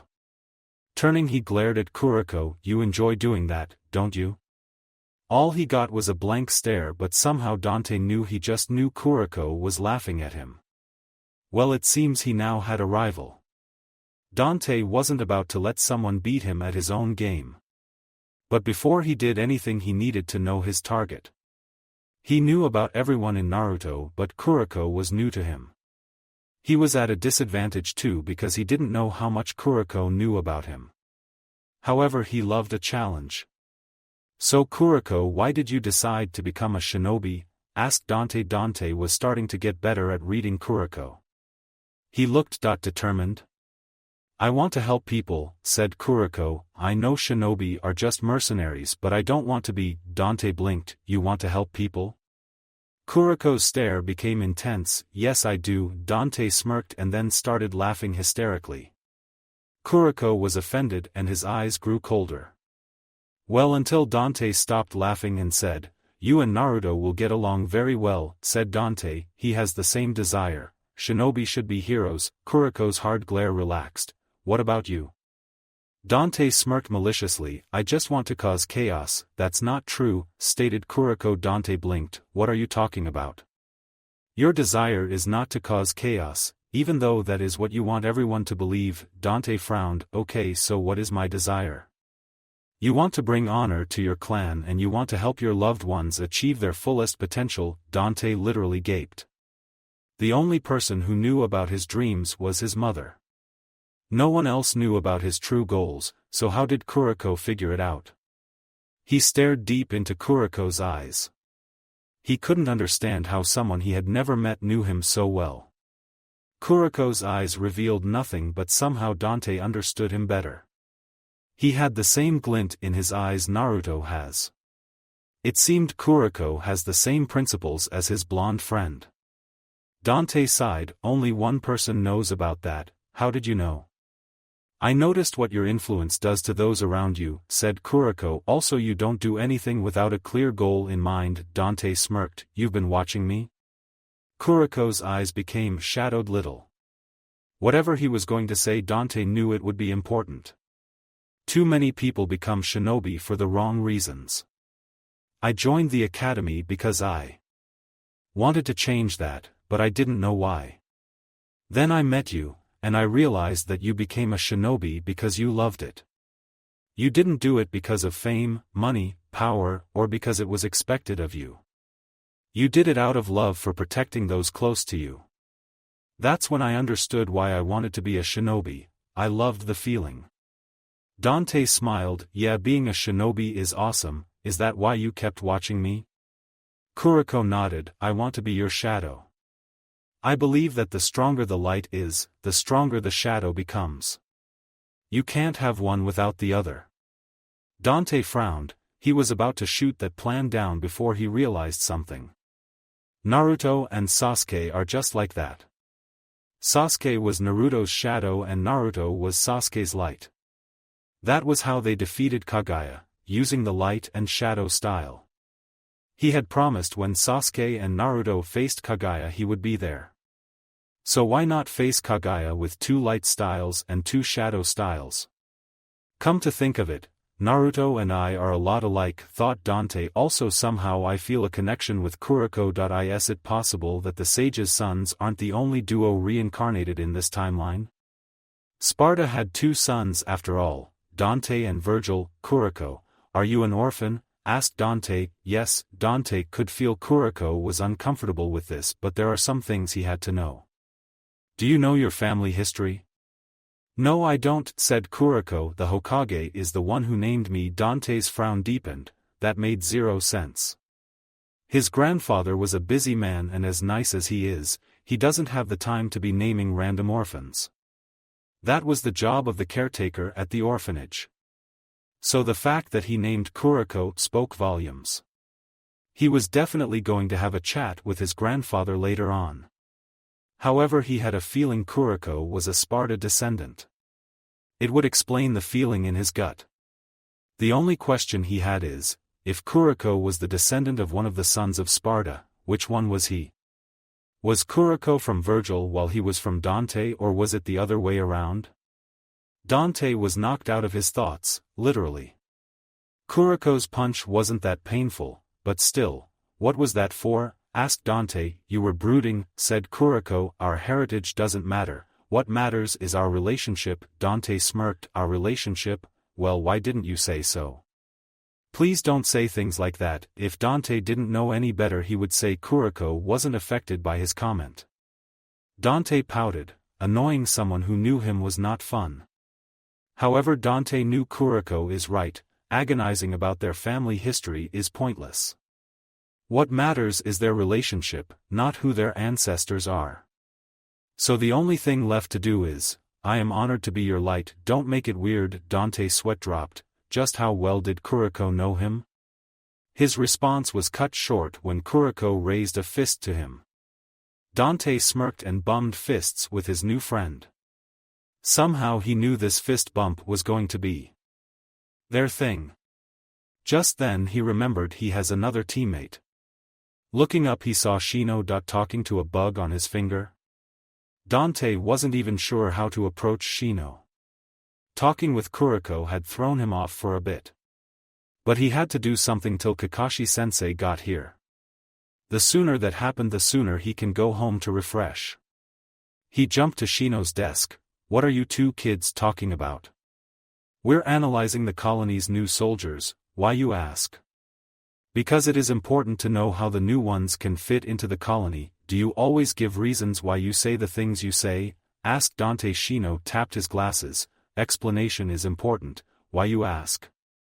Because misunderstanding is dangerous and must be avoided. Before Dante could reply they heard a poof. When Kakashi showed up the last thing he expected to see was Dante. At first he thought it was a prank until he saw the team listings on Irika's desk. It seemed he and the Hokage were going to have words. Looking up he saw the smirk on Dante's face. My first impression of you is, I don't like you. The log thanks you for your honesty Papa Bear Sensei, Kakashi groaned. Ever since he met him Dante had always called him Papa Bear. It didn't help that his daughter found it amusing. At least his other two students seemed normal. He wasn't going to bother with introductions, he had to go see the Hokage. My name is Hatake Kakashi, said Kakashi. Meet me at Training Ground 6 tomorrow at 7 a.m. Oh, and don't eat breakfast or you'll puke. Later. Dante laughed when he saw Kakashi poof away. It felt good to know he could instill fear in someone as strong as Kakashi. After the laughing was done he said bye to his teammates. He could have told them to ignore Kakashi's breakfast comment and not to come at 7 a.m., but where's the fun in that? Hokage's office. Why, just why? Asked Kakashi. Hiruzen looked up from Itachi's inauguration papers with a blank stare. What are you talking about? Kakashi wasn't buying it. Why is Dante on my team? In our last meeting we agreed he wouldn't be on my team. No, we said we would try to find someone to take him. So what happened? Nobody took him, Kakashi groaned. So why do I have him? Hiruzen blinked. Nobody took him. Kakashi twitched. You're enjoying this, aren't you? I have no idea what you are talking about. Hiruzen smirked internally. Perhaps Dante was right, messing with people is fun. He hoped Kakashi learned his lesson and stopped being late to meetings. Although in 3 days his lateness will be Itachi's responsibility. His retirement was so close he could feel it. Elsewhere, I know you killed the Uchiha clan. What do you want? I have a job for you. Are you interested? Dante, roared Hiruzen. For 5 seconds. The third Hokage was radiating rage. When he walked into the tower this morning he was happy. Itachi would take the Hokage's seat in 4 days. And he had finished all his paperwork, meaning he could read his book. And smoke all day. Of course the paperwork would resume tomorrow, but they wouldn't be that much. Thanks to careful planning on his part the next few days were going to be easy going. But his great mood was ruined the second he entered his office. All the finished paperwork was arranged in their stacks, as they should be. The whole office was just what he was expecting, except for one thing. Who put chickens in my office? Asked Hiruzen. Sure enough there were 5 chickens in his office. Seating on the stacks of paperwork. Hiruzen could feel the hairs on the back of his neck stand up. This was beginning to smell like his grandson's handwork. Just as he made his way to them, he had to carefully remove them. His danger senses kicked in. As a ninja his senses are trained to protect him, and only him, in cases like this. Hiruzen heard all 5 chickens say something that sounded like log before they all simultaneously exploded. Naturally he jumped out of the office so he was unscathed. However, when the dust cleared he discovered that all his paperwork had been ruined. Hokage-sama, what happened? Hiruzen glared icily at his secretary. He knew between the explosion and his roar he should be concerned. But he was not in mood to indulge anyone right now, he wants blood. Bring me Sarutobi Dante, growled Hiruzen. So as we were saying, adulthood brings so many benefits and responsibilities. Adults are always expected to behave in a manner that conforms to nature's view of maturity. This was something Dante understood and supported, especially the principle of sharing. Why limit the joys of the log to only his grandfather, who for the sake of paperwork refused to play with Konohamaru like he promised? Why shouldn't the joys of the log touch someone who truly needed it? It had taken serious work, thanks Mom, but the joys of the log had been spread to another person. Dante, roared Kakashi. Kakashi's easy day had been rudely stolen from him. First of Guy, who somehow had been able to locate his home, had busted into his house at 5 a.m. Kakashi had always ensured that Guy never knew where he lived. The lunatic was difficult to deal with as it was. But fate had finally decided to screw him over. Guy had, of course, demanded Kakashi join him for a youthful training session to get their blood boiling. Of course Kakashi knew his rival never took no for an answer, so he joined him. His only hope was to find an opening and disappear. Unfortunately that didn't come easy. But finally he had been able to escape his rival and return home 3 hours later. Damn, my body hurts, grumbled Kakashi. Kakashi decided to just take a shower. After that he would grab a book and head to the memorial stone. Once he was done with his morning ritual there he would go meet his team. After dressing up Kakashi heard the sandames roar and he felt something off. Once he opened the spot where his books were he discovered why his senses were tingling. There were 2 chickens in his book cabinet and just before he could remove them he heard them say, "Log." His instincts saved him from the explosion but his books thought they were all destroyed. He knew there was only one person responsible for this. He also knew that that person will be heading to the Hokage's office so he didn't have to track him down. His precious books had been destroyed by a lunatic and blood needed to flow. When Dante entered the Hokage's office he saw his grandfather twitching like a wild animal. It was at this point he truly realized he had gone crazy. If he was sane, on any level, he would have been scared shitless. The ki his grandfather was exuding was nothing to scoff at after all. But all Dante could think was, my grandfather, what angry eyes you have, said Dante with a petulant smile of his face. Just before Hiruzen pounced Kakashi teleported in. Hiruzen would have happily taken them both out if he thought Kakashi was protecting his student. But looking into his eyes he knew that was far from the case. Dante saw them both share the "let's kill him together" look. He knew this would be very painful but he couldn't help his next words. My safe word is log. Needless to say, they beat Dante to a pulp, perhaps in a vain attempt to beat sense into him. Once the beating ended Dante lay unconscious on the floor, covered in injuries. This was the scene Itachi walked into. He of course wasn't surprised. His little brother's best friend had a habit of pissing people off. Hiruzen noticed him and said, "Your problem." "I'm retiring," said Hiruzen. "Should I call a medic for him?" asked Itachi. "Like I said, your problem." Kakashi was still pissed about his books. He had also figured out exactly who told Guy about his home. Oh, he was going to get his revenge on this brat.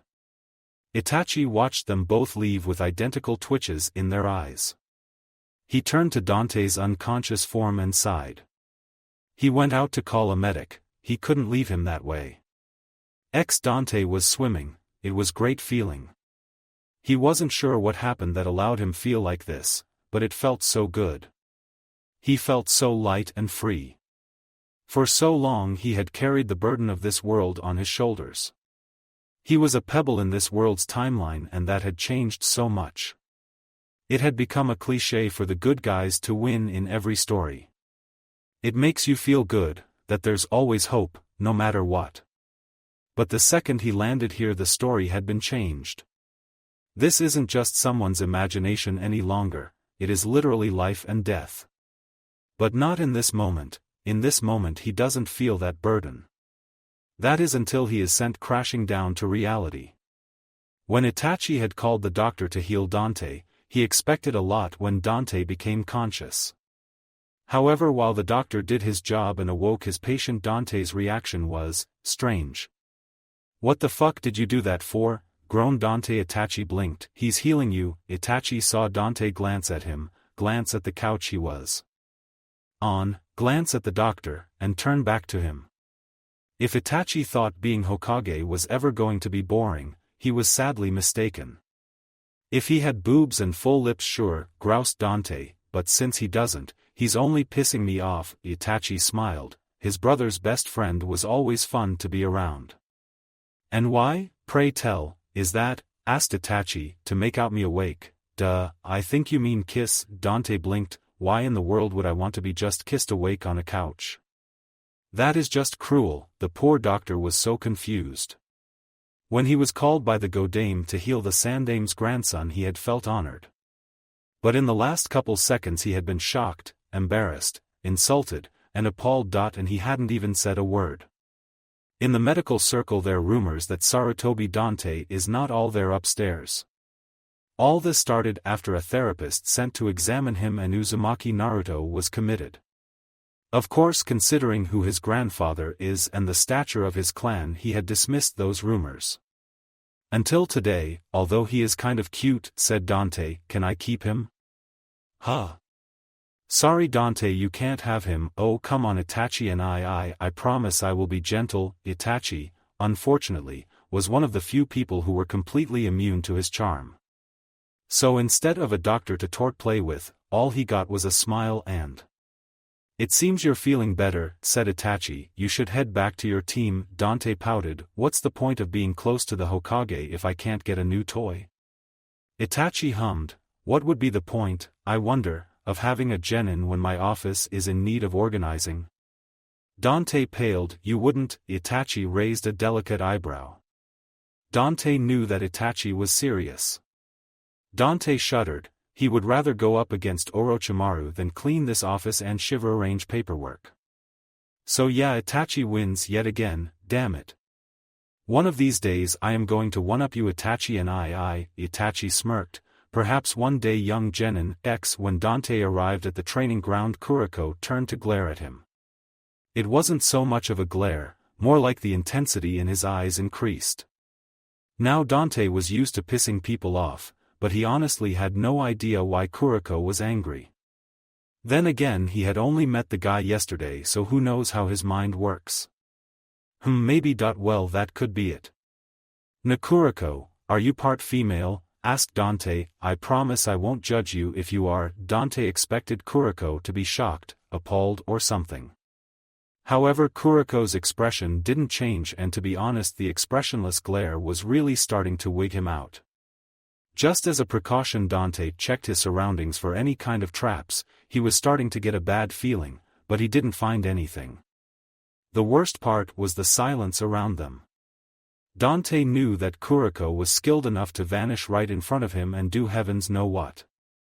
So between the silence, the glare, and the fact that Dante had no idea what Kuriko's problem, he was getting twitchy. Shino, how long has been like this?" asked Dante. Shino tapped his glasses. "He has maintained that expression since you came." "Why you ask? I believe you offended him." "No shit, Sherlock," thought Dante. "The question is how." "Explain," said Kuriko. Dante blinked. "Explain what?"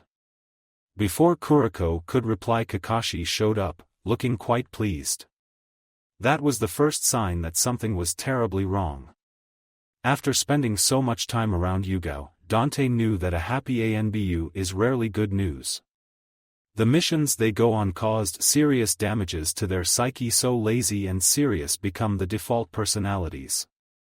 Then when you factor the damages done to Kakashi's psyche, seeing him happy after losing his precious books was not a good sign. "What's with the grin, Kakashi-sensei?" asked Dante. "Well, I have good news," said Kakashi. "I have decided to pass you all. So congratulations, you are now officially Team 6. Dante's eyes narrowed. "What's the catch?"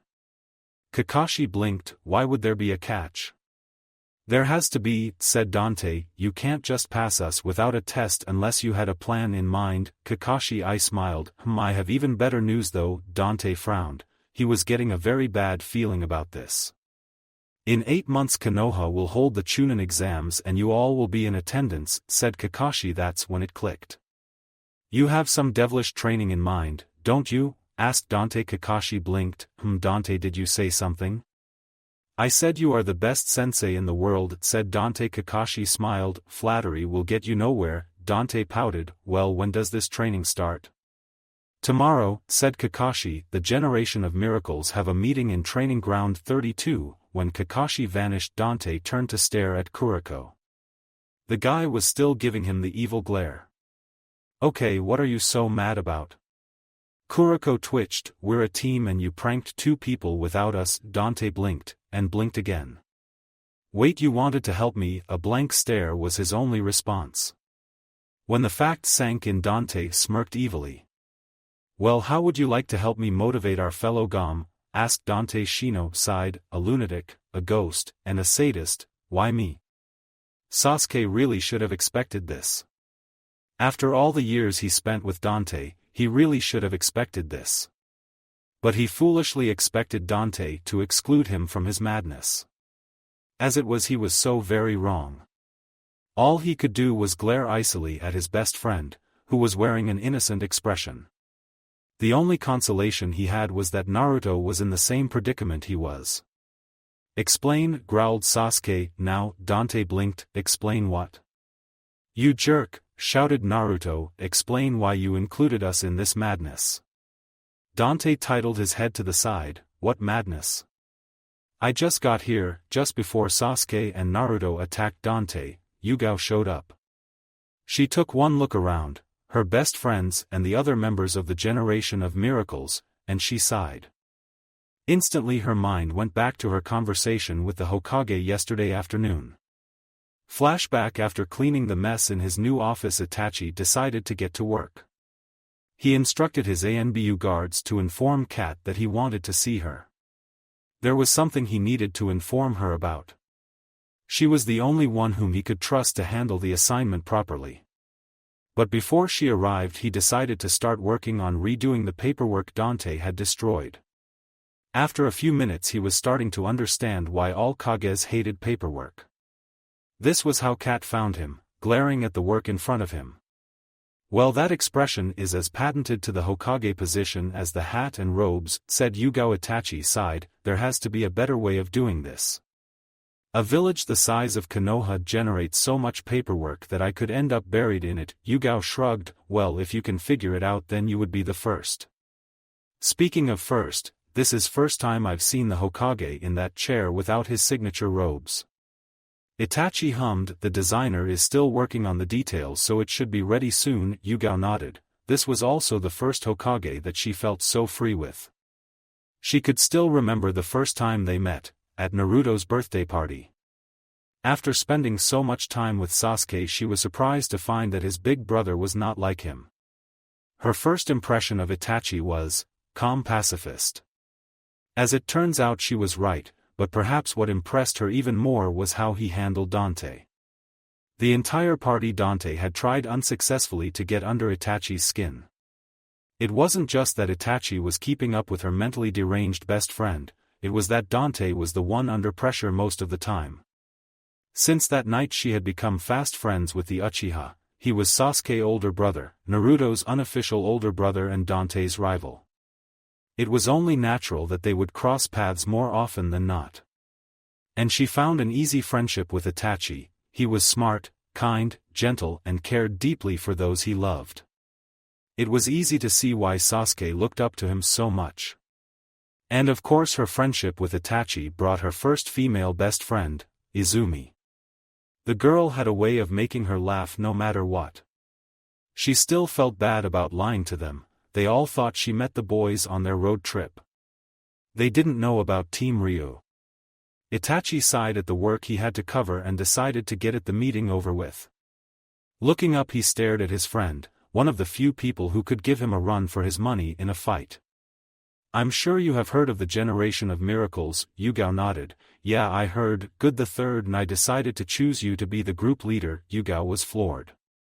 She knew from Naruto that the Miracles were going to be a team, but she didn't expect to lead them. I'm honored, but may I ask why? Asked Yugao. Also, what about my ANBU team? Itachi smiled slightly. I know you're the leader of Team Ryu, which consists of my little brother and his friends. Yugao blinked. How? I saw my brother's ANBU mark, said Itachi. After that I was able to put 2 and 2 together. The Hokage was the one who informed me of your team name, though. Yugao really shouldn't be surprised that he figured that out. He was a genius prodigy after all.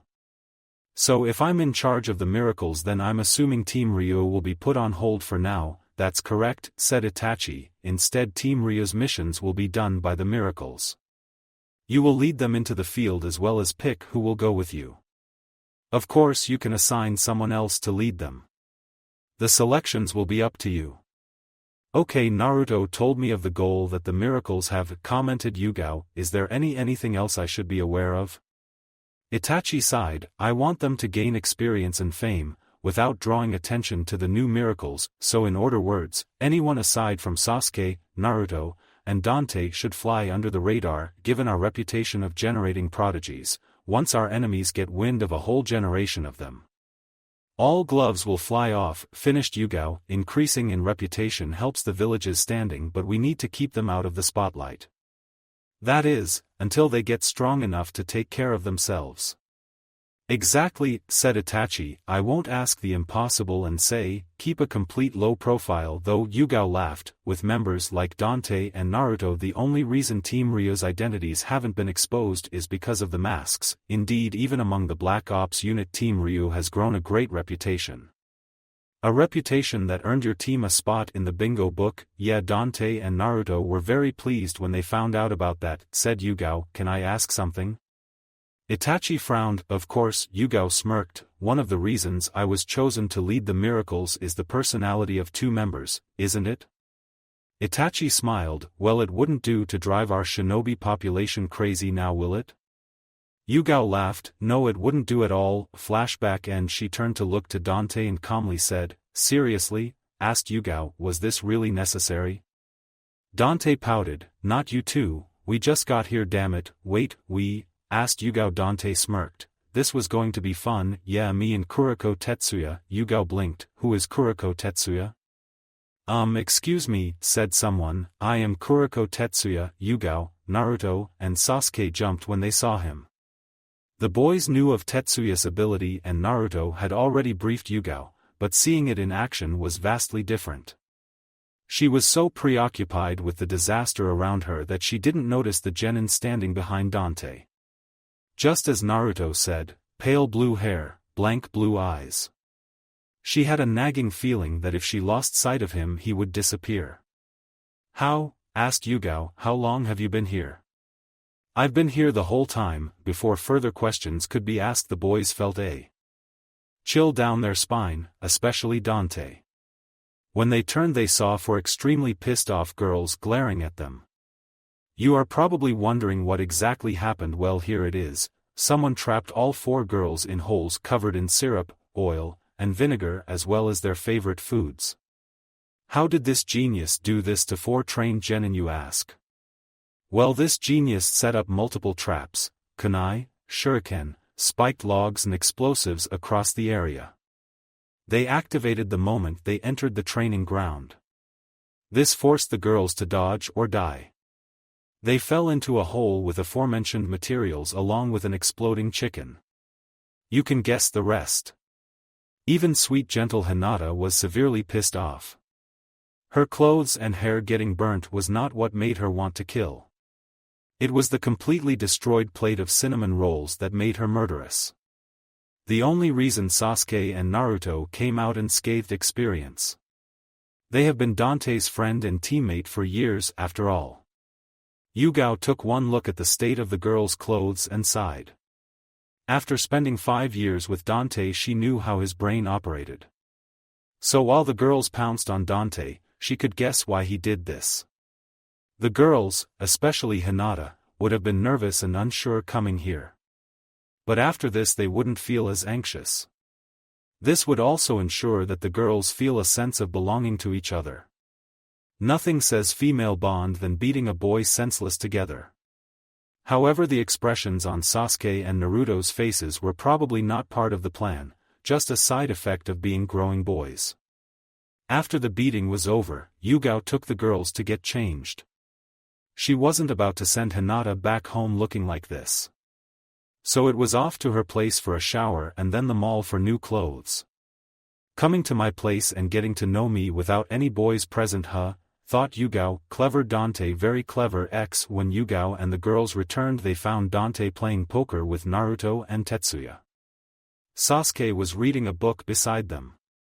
With Naruto's luck and Tetsuya's misdirection, Yugao could only imagine the disaster about to happen. So she had two choices: break up the game before Dante lost his entire allowance, or let the game continue unabated. Oh come on, what would you do in her position? Yugao-senpai, should we? Ino smiled at how adorable Hinata was. What Cuddle Bunny is trying to say is, we don't have time for a poker match. Hinata blushed beet red at the nickname and the stares. Yugao couldn't help but love the Hyuga, she was too adorable.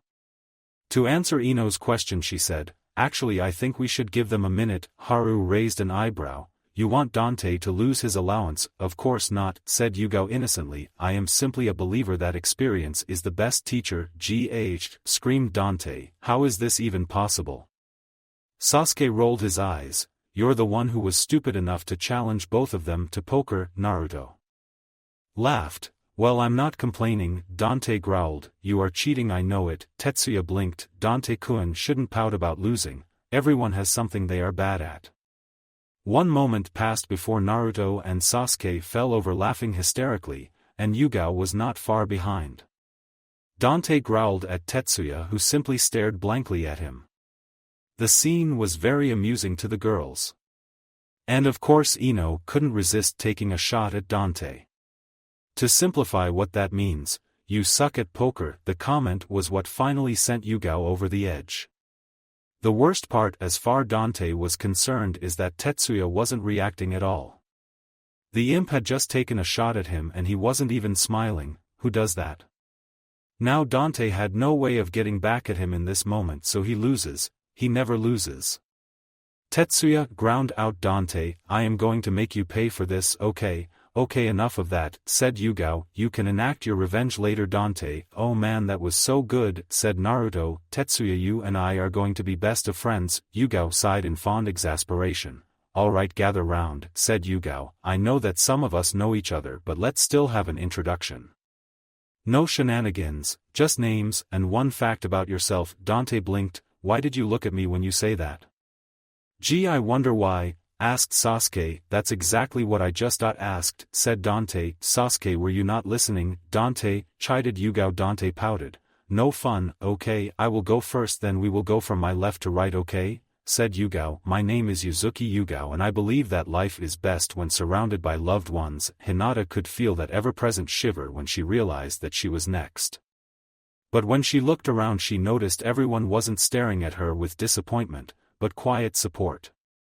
When she learned of her place among the miracles, she had been afraid that she would fail and embarrass her family. But ever since she came here, she didn't feel pressured to be perfect. She was still scared silly, but maybe she could.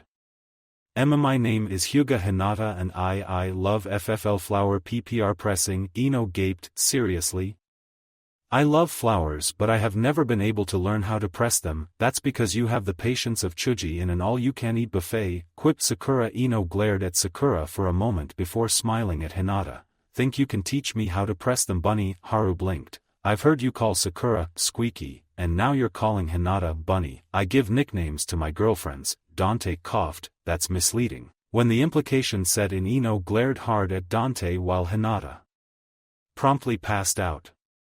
Yugao was able to send a small chakra pulse to revive her and stun Naruto's mind out of the gutter. When she came to, Yugao asked Sakura to continue. My name is Haruno Sakura and I hate perverts. Thankfully she did not see Naruto flinch. My name is Yamanaka Ino and I love flowers. Haru sighed. She could practically feel Dante itching for materials to work with. Sometimes the Sarutobi was too exhausting. My name is Hatake Haru and I am going to best my father's reputation. Yosh, I'm Uzumaki Naruto and I am going to become Hokage Tabeo Uchiha Sasuke, and I believe real strength comes from the heart. Dante wiped a tear from his eye. Sasuke-chan, you are growing up so well. Sasuke twitched. Just get your introduction over with so we can move on. Yes, we do have quite a few things to do, said Yugao. Dante frowned. You know, sometimes I don't think you guys take me seriously. Sasuke blinked. Really? There's times we do. Tetsuya sighed when he heard Dante growl. Dante-kun, please do your introduction so I may do mine. My name is Sarutobi Dante and the disrespect is real around here. My name is Kuriko Tetsuya and I love vanilla milkshakes. Yugao clapped. Alright, now we all know what the expectations placed on this unit are, correct? Was that a rhetorical question? Asked Dante. Sasuke groaned. While Naruto snickered. Hi Yugao-senpai, said Tetsuya. Good, so a standard mission team number is 4. However, I will be splitting you 8 into teams of 2. Sakura frowned. Why Yugao-senpai? Well, first of, I want you to train and grow in pairs as that will be easier for starters. Secondly, during training you will be paired off with your partner. This means that you will need to learn how to work as a duo, effectively. Then when I am comfortable with your level of coordination I will switch the pairs. By the end of the buddy system, you will be familiar with all the members of your unit. Everybody understand? Yeah, they all chorused. Okay, now that that's done, here is the first set of partners, Sasuke and Naruto, Ino and Hinata, Dante and Tetsuya, Sakura and Haru. Sasuke groaned. Why did you put me with the dobe? Naruto growled. Who are you calling dobe? Sasuke raised an eyebrow. Can you spell misconstrue? Naruto blinked. What's a misconstrue? 1. Yeah, that's I what thought. Team, how many times have I told you to stop using words I don't understand? Shouted Naruto. Dante smirked. Now that is a tall order if I ever heard one. Sasuke chuckled. I'll say, boys, chided Yugao. You can pick on Naruto later. Yugao-ne-chan, shouted an indignant Naruto. Okay, so back to training. Haru and Sakura, I want you to study up different techniques and styles in the library. I also want you to come up with how to improve them. Also, I want you to spar with each other daily. Feel free to pick your own time frame and let me know.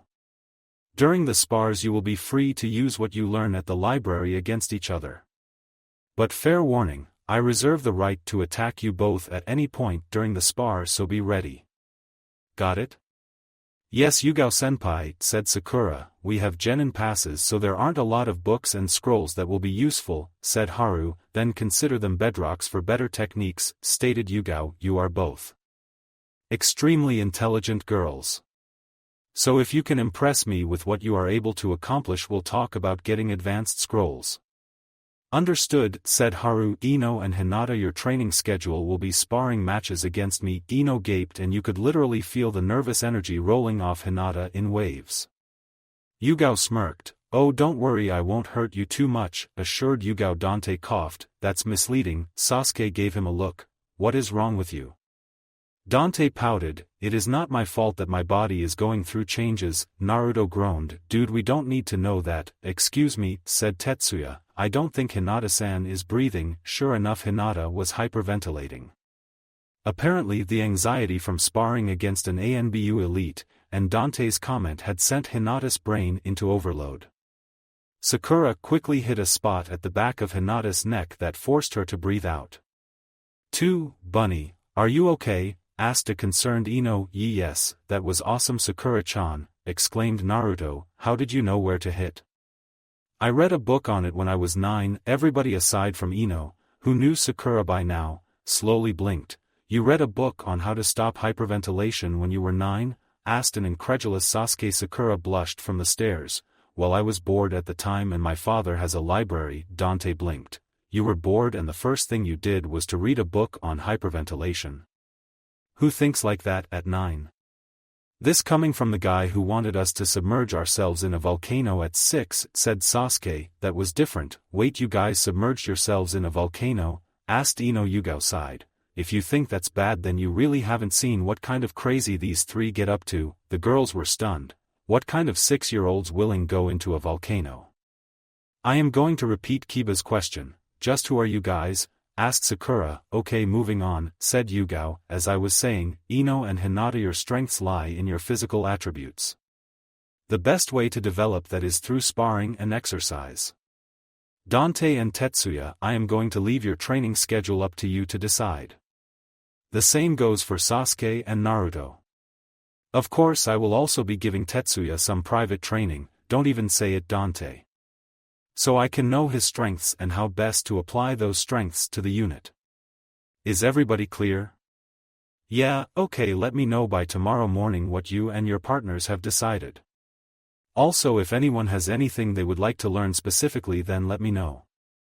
Not you, Dante. Dante pouted, but I actually have a valid request. Sasuke scoffed. Yeah, sure, dismissed, ordered Yugao. First meeting, so far so good. Next day Irika was not happy. In fact, he was downright pissed. Earlier today he had been called to the Hokage's office. At first he thought it was just an introduction and possibly a briefing about his new job. After Dante graduated, he applied for a job as the new administrator.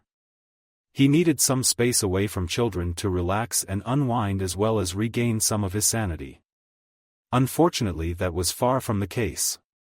Flashback, you sent for me, Godame-sama? Asked Irika. Itachi looked up from his paperwork. He really needed to find a more efficient way of solving this problem.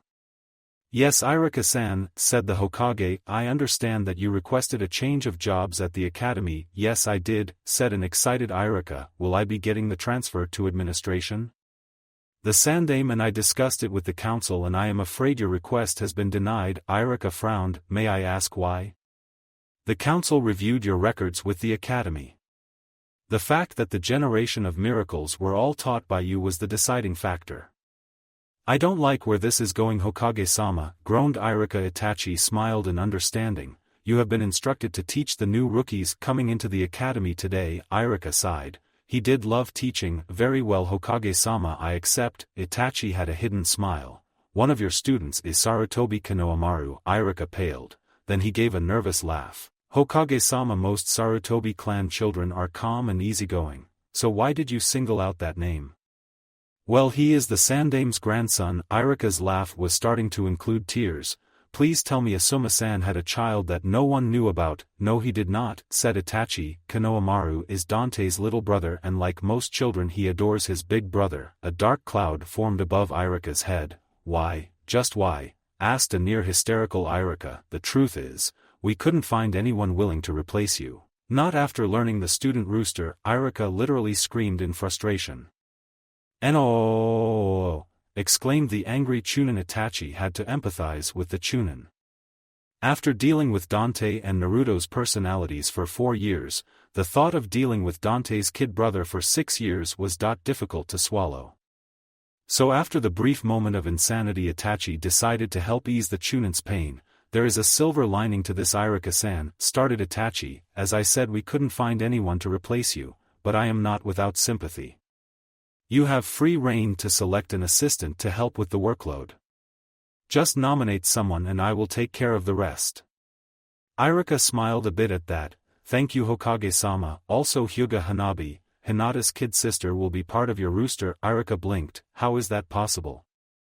I heard from Kurenai that the only reason Hinata was sent to the academy was because she lost favor in the Hyuga's eyes. Itachi smiled slyly. I was able to persuade Hayashi-sama to allow Hanabi to join the academy. I am thrilled to have her, but, may I ask why you did that? Asked Irika. Itachi considered the Chunin for a moment. This intel was very sensitive after all. In the end he decided that Irika was loyal enough not to spread the information. Also, more importantly, Itachi would have reliable spy relaying information back to him. But before he said anything, he ordered the ANBU to leave and activated the soundproof seal in the room. I want to change the Hyuga clan system. Irika blinked. Wait, I thought the Hokage wasn't allowed to interfere into clan matters. You are correct, said Itachi. However, I looked into the Hyuga clan before I became Hokage. I discovered the real reason the Hyuga council sent Hinata off and replaced her with Hanabi, a reason aside from what Hayashi-sama told Kurenai. Asked an incredulous Irika. The council realized that Hinata would never go along with the caged bird seal practice. The girl is far too soft to oppress her family members, but Hanabi, who was still a baby, could be raised to see things differently, deduced Irika. Exactly, said Itachi. However, if we can get Hanabi off that mindset, then both she and Hinata could work together to abolish the seal completely. So you're hoping that pulling Hanabi from the clan would reduce the influence the clan has over her personality growth? Itachi leaned into his seat and closed his eyes. Going to the academy might help her see how families are supposed to treat each other. Still, that is a big risk to take, said Irika. What happens if the exposure just solidifies her belief that the council is right? Itachi smiled. Well, I suppose we will just wait and see if I am right. Irika blinked. Okay, so what do you want from me?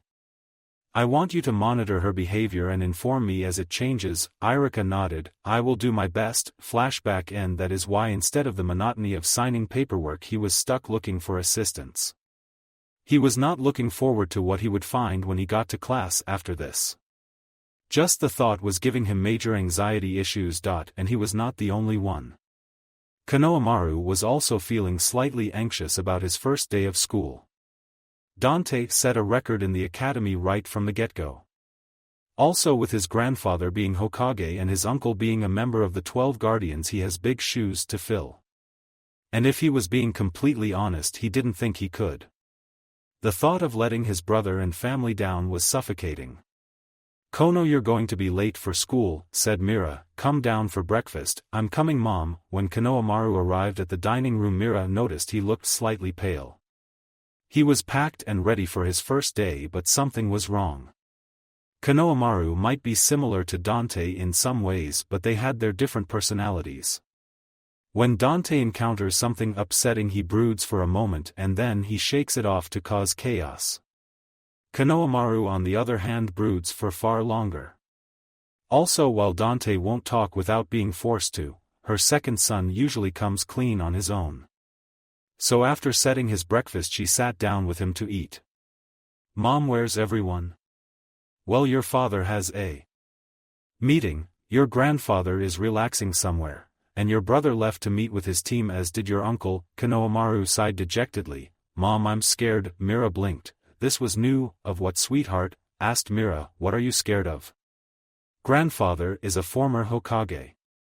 Dad and Uncle Asuma are both elite jounin, and Dante and Ai-chan is a prodigy. Mira smiled in understanding. And you're worried that you won't be able to meet their standard. When he nodded, Mira was not surprised. She knew how much Konohamaru looked up to his brother, and more than anything his desire to have his brother proud of him. But he didn't have Dante's prodigious talents. She had after all taken over his training, thankfully before her grandfather gave him a tutor. But she knew there was no reason for him to want to compete with Dante over anything. She had to set him right before this becomes something else. Kono, do you know what the Sarutobi clan is known for? Asked Mira. Konohamaru blinked. Generating powerful shinobi. Mira smiled. No, this clan is known for its bravery and strength of character, said Mira. You don't have to compete with your brother or become something other what you are. I don't understand. In simple terms, you just have to be yourself. You have so much potential and you shouldn't be scared at all. Dante's greatest strengths are his belief in his ability and his love for his friends. He is not alone, and that is what you should do as well. Believe in your ability and find people to love and grow with. It doesn't have to be many, just a few that you can really trust, okay? So I should be happy with who I am and find a couple friends, said Konohamaru. Mira smiled in pride. Yes, the rest comes with time, training, and experience. Konohamaru took a fortifying deep breath. Okay, Mom, thanks, said Konohamaru. Mira smirked. Well, you're welcome. Now off to school. When Konohamaru arrived at his class, the first thing he did was look for people he could befriend. He knew his brother would have concocted some huge prank or something to vet them, but he wasn't his brother. The 6-year-old was so focused on observing from the door that he didn't notice someone behind him. Move aside, started Konohamaru. Turned to see who was behind him. The first thing he noticed were pale eyes glaring at him. You clearly don't belong here. Move aside for people who do. The comment didn't bother him. He grew up with Dante and Naruto as his big brothers. But the moment allowed him to assess the girl in front of him. She was beautiful and she looked like she could definitely handle herself in a fight. Konohamaru was curious to see if she was stronger than him. Well, there was only one way to find out. My name is Sarutobi Konohamaru, said Konohamaru. What's your name? Hanabi sighed, like an adult with a petulant child. My name is Hyuga Hanabi, said Hanabi. As a member from a noble clan you should know better than to stand in people's way. Konohamaru smirked at the snobbish tone. She was definitely interesting. Really, you don't say? Hanabi glared at him. You better not mock me or I will end you. Konohamaru raised an eyebrow in surprise. And what makes you think that you can beat me? Hanabi scoffed. Please, scoffed Hanabi disdainfully. You think because your last name is Sarutobi that you can take me on? I am stronger than you by far. Well then why don't you prove it? Challenged Konohamaru. After school we will head to my place and you can try to take me on. Hands on her hips and nose tilted upwards. Hanabi raised an eyebrow. I don't have time to associate myself with weaklings, said Hanabi. I have better things to do. Konohamaru nodded in understanding. I see. You're scared. That's okay. I am not afraid of you, gritted Hanabi. Why, you two are blocking the entrance. They both turned and saw someone their age glaring at them. Konohamaru was starting to wonder if that's how his generation greets people. The boy was peculiar, spiky red hair and red eyes. He was wearing a black sleeveless top and white short. But unlike Hanabi, he didn't wait to chat. Instead he tried to force his way through them. Of course Hanabi's pride wasn't about to let her lose to two useless kids. Konohamaru was plainly interested in seeing how he would move through them. But he underestimated Hanabi. She used some kind of chakra punch to send them both out of her way. I will see after school, said Hanabi. Don't make me wait for you. Oi, what was that for? Asked the redhead. Hanabi didn't even bother sending him a look before entering class. Konohamaru had no idea why that made him laugh. The redhead on the other hand looked like a hair trigger away from exploding. Why are you laughing? Asked the irate redhead. Konohamaru realized that Hanabi would have to wait. This redhead was interesting as well. Let's just say that I know someone with her personality, said Konohamaru. I'm Sarutobi Konohamaru by the way, and you are? I'm Kagami Taiga, said Taiga. What did you do to that girl? Konohamaru blinked. What makes you think I did something to her?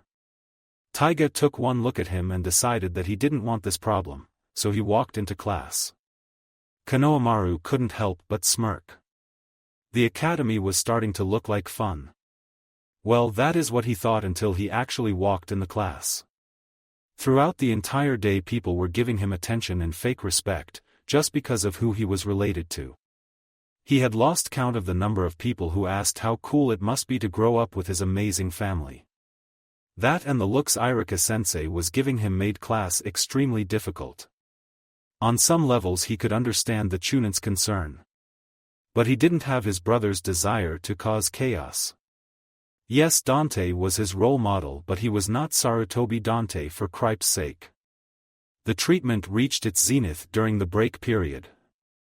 He quite literally had to shake girls off him. He was starting to understand Sasuke's perils with fangirls. Thankfully none of them were screaming yet, but he wasn't about to stay and tempt fate. He had to go to the roof to eat his lunch in peace. So your brother is part of the generation of miracles, huh? Konohamaru would have exploded if he didn't recognize the voice. Instead he just sighed in exasperation. Yeah, he is Taiga, said Konohamaru. What about it? Taiga shrugged. Nothing, just wanted to tell you to give your brother a warning. Konohamaru blinked. What warning? Taiga leveled him an intense gaze. I am coming for him. It took a moment before Konohamaru busted out laughing his hat off. It was far too funny. After today the comment was a welcome change. He was right about Taiga being interesting. Unfortunately Taiga did not share his sense of humor. And what are you laughing for? I'm sorry, chuckled Konohamaru. After today I was not expecting that, Taiga growled. And what is that supposed to mean? Konohamaru smirked. Relax Tori-chan. Taiga grew massive tick marks on his head after that, but before he could retaliate, look, at your level right now you won't even reach his feet, said Konohamaru. You can't do it alone, so I will help you. Taiga blinked. But he's your brother, Konohamaru smirked. Exactly, who better to help you achieve your goal than someone who knows your enemy? Taiga scoffed. Do what you want, Konohamaru smirked. Thanks Tora-chan, stop calling me that, exclaimed Taiga. By the way, how do you know my brother? Asked Konohamaru. How is that your business? Growled Taiga. Konohamaru smirked. Are you always this grumpy? Are you always this annoying? Konohamaru shrugged. You tell me, said Konohamaru. Now come on, tell me how you know my brother. Taiga sighed. Fine. Flashback. 4 months ago Dante was bored. Yes, it didn't happen often, but it happened. The team had just returned from a mission this morning. Normally he would be in school, but it was the weekend. And his mom had practically ordered him not to cause trouble or train. He was on a strict chill policy, and he was bored. Sasuke had gone to the bookstore and Naruto was tending to his plants, but nothing interested him at the moment. So he was resigned to walking aimlessly around Konoha's forest. Yosh, Dante blinked. He had tuned out his environment, so he was surprised to hear anyone. The voice came from a couple miles away from his location. Since he had nothing better to do, he decided to check it out. He found a clearing equipped with practice ranges and an obstacle course. Standing in front of one of the practice dummies was a child, about Konohamaru's age. Apparently he was celebrating his kunai technique. When Dante saw him demonstrate it again, he smirked. Goodbye boredom. Taiga held 3 kunai in each hand and was about to launch them at the dummies when 6 kunai struck bullseye. He turned around to find a kid his age with his hand outstretched. The kid had dark hair, pale skin and cobalt blue eyes, dressed in a black top, pants, sandals and an unzipped black jacket. The best part was Taiga could tell this kid was strong and he was itching for a challenge. Smirking, Taiga said, Yo, I haven't seen you before. Dante blinked. You're gloomy, aren't you? Taiga twitched. I am not gloomy, said Taiga. My name is Kagami. Taiga. Dante smirked. I'll call you gloomy. Stop calling me gloomy, growled Taiga. Tell you what, if you can beat me in a spar I'll stop calling you gloomy, said Dante. That is, if you're not scared. Taiga smirked. Bring it on. Needless to say, Taiga didn't stand a chance. Dante held back significantly and stuck to taijutsu, but Taiga still couldn't lay a finger on him. Taiga quickly discovered that Dante was faster than him. He also knew that the dark-haired kid was holding back. The thought pissed him off. He loved challenges, but this guy was just playing with him. It finally reached a climax when Dante jumped his haymaker and slapped him on the butt. Stop playing with me, you bastard, shouted Taiga. Fight me properly. Dante smirked. Well, why didn't you say so? That was all the warning Taiga got before Dante seemingly appeared behind him with his hands making a fire sign. At first Taiga thought he was going to launch a fire jutsu. He almost wished he did. 1,000 years of death. 3. Taiga screamed in pain and anger as he was launched into the air. When he landed he was so pissed he was seeing red. When he managed to get his body to stand, he noticed that his enemy was smirking petulantly at him. Hey, you wanna know a secret? Right before his eyes Taiga saw his enemy drop his henge. Nothing was different except his enemy looked 12. But that didn't change his feelings. Taiga wanted revenge and he refused to lose. He blindly charged, but despite his anger he was able to hear. My name is Sarutobi Dante. Before he was knocked out cold. Flashback end. Konohamaru blinked and blinked again. Taiga was all but ready for the laughing fit. But instead Konohamaru just sighed in fond exasperation. Yep, that sounds like my brother all right, said Konohamaru. He was probably looking for entertainment and you provided it. Your brother pisses me off. Konohamaru chuckled. Trust me, you're not the only one with that opinion. Konohamaru of course didn't tell Taiga the real reason Dante had done what he did. He knows his brother well enough to know that Dante noticed Taiga's potential and realized the best way to motivate him. Taiga was a hothead, and hotheads respond best to rivals than anything else. But the truth is Konohamaru was curious as well. He knew his brother was strong, but the thought of defeating him was extremely tempting. Yeah, I'm definitely going to help you. Konohamaru was so happy when school was declared over. He had just started, but he was already so over school. Thankfully his first day at the academy had 2 good points. They were both following him to his compound. Right now the connection between them was tenuous at best, but that will change in time. If there was one thing his two new companions understood, it was strength. The trip to the compound was quiet. Hanabi was too proud to speak to them, Taiga was too stubborn to start a conversation, and Konohamaru was content to see who broke first. Somehow nobody did, and they arrived at the Sarutobi training ground in silence. Konohamaru smirked, "So how about we make this interesting?" Hanabi scoffed, "Nothing will make this fight interesting. My brother has a list of B-class jutsu, and if you win then you can have them." Taiga blinked. "Wait, your brother gave you those jutsu?" "Nope, but he would if I asked," said Konohamaru. "We're close like that." Hanabi hated that fact most. Her sister was a pathetic excuse of a Hyuga who couldn't stand up for herself, let alone anyone else. Yet this dolt had a true member of the generation of miracles. Hinata was chosen for political reasons as far as she was concerned, as his brother. It was not fair. She would give anything to have a strong sibling who could stand up for her, someone to protect her from the elders' attention. But no, she was stuck with a weakling sister. And because of Hinata she had to be forced to be clan heiress. If this dolt wanted to waste his luck, then she would teach him a heavy lesson. "When I win you will steal all of your brother's jutsu and give it to me." "Oi, what kind of stake is that?" asked Taiga. Hanabi glared icily at him. "Street trash shouldn't speak to nobility like that." Needless to say, Taiga exploded when he heard that. But Hanabi tuned his useless words out of her mind. If she had to be stuck with a weakling like Hinata, then she wanted Konohamaru to lose his relationship with his brother. Konohamaru was not a prodigy like his brother, but they both shared their mother's perceptiveness. It took a moment to deduce where Hanabi was coming from. He knew how clans like the Hyuga operated thanks to Sasuke, and he knew that Hanabi was the second-born yet the appointed heiress. The burden placed on her was no small matter, especially not in a clan like the Hyuga, so he knew she would blame Hinata for it. "Deal," said Konohamaru, "but if I win then you must do one thing for me." "Let's do this already," said Hanabi. Konohamaru looked at the seething Taiga and sent him a look. She didn't mean it. Taiga seemed to understand and nodded in return. Once that was settled, Taiga moved away to give them some space. Konohamaru was very impressed when he saw Hanabi activate her Byakugan. He couldn't imagine the strain the clan had put on her to master it. He could tell from her body language that she intended to end this with one strike. She was going to be so disappointed.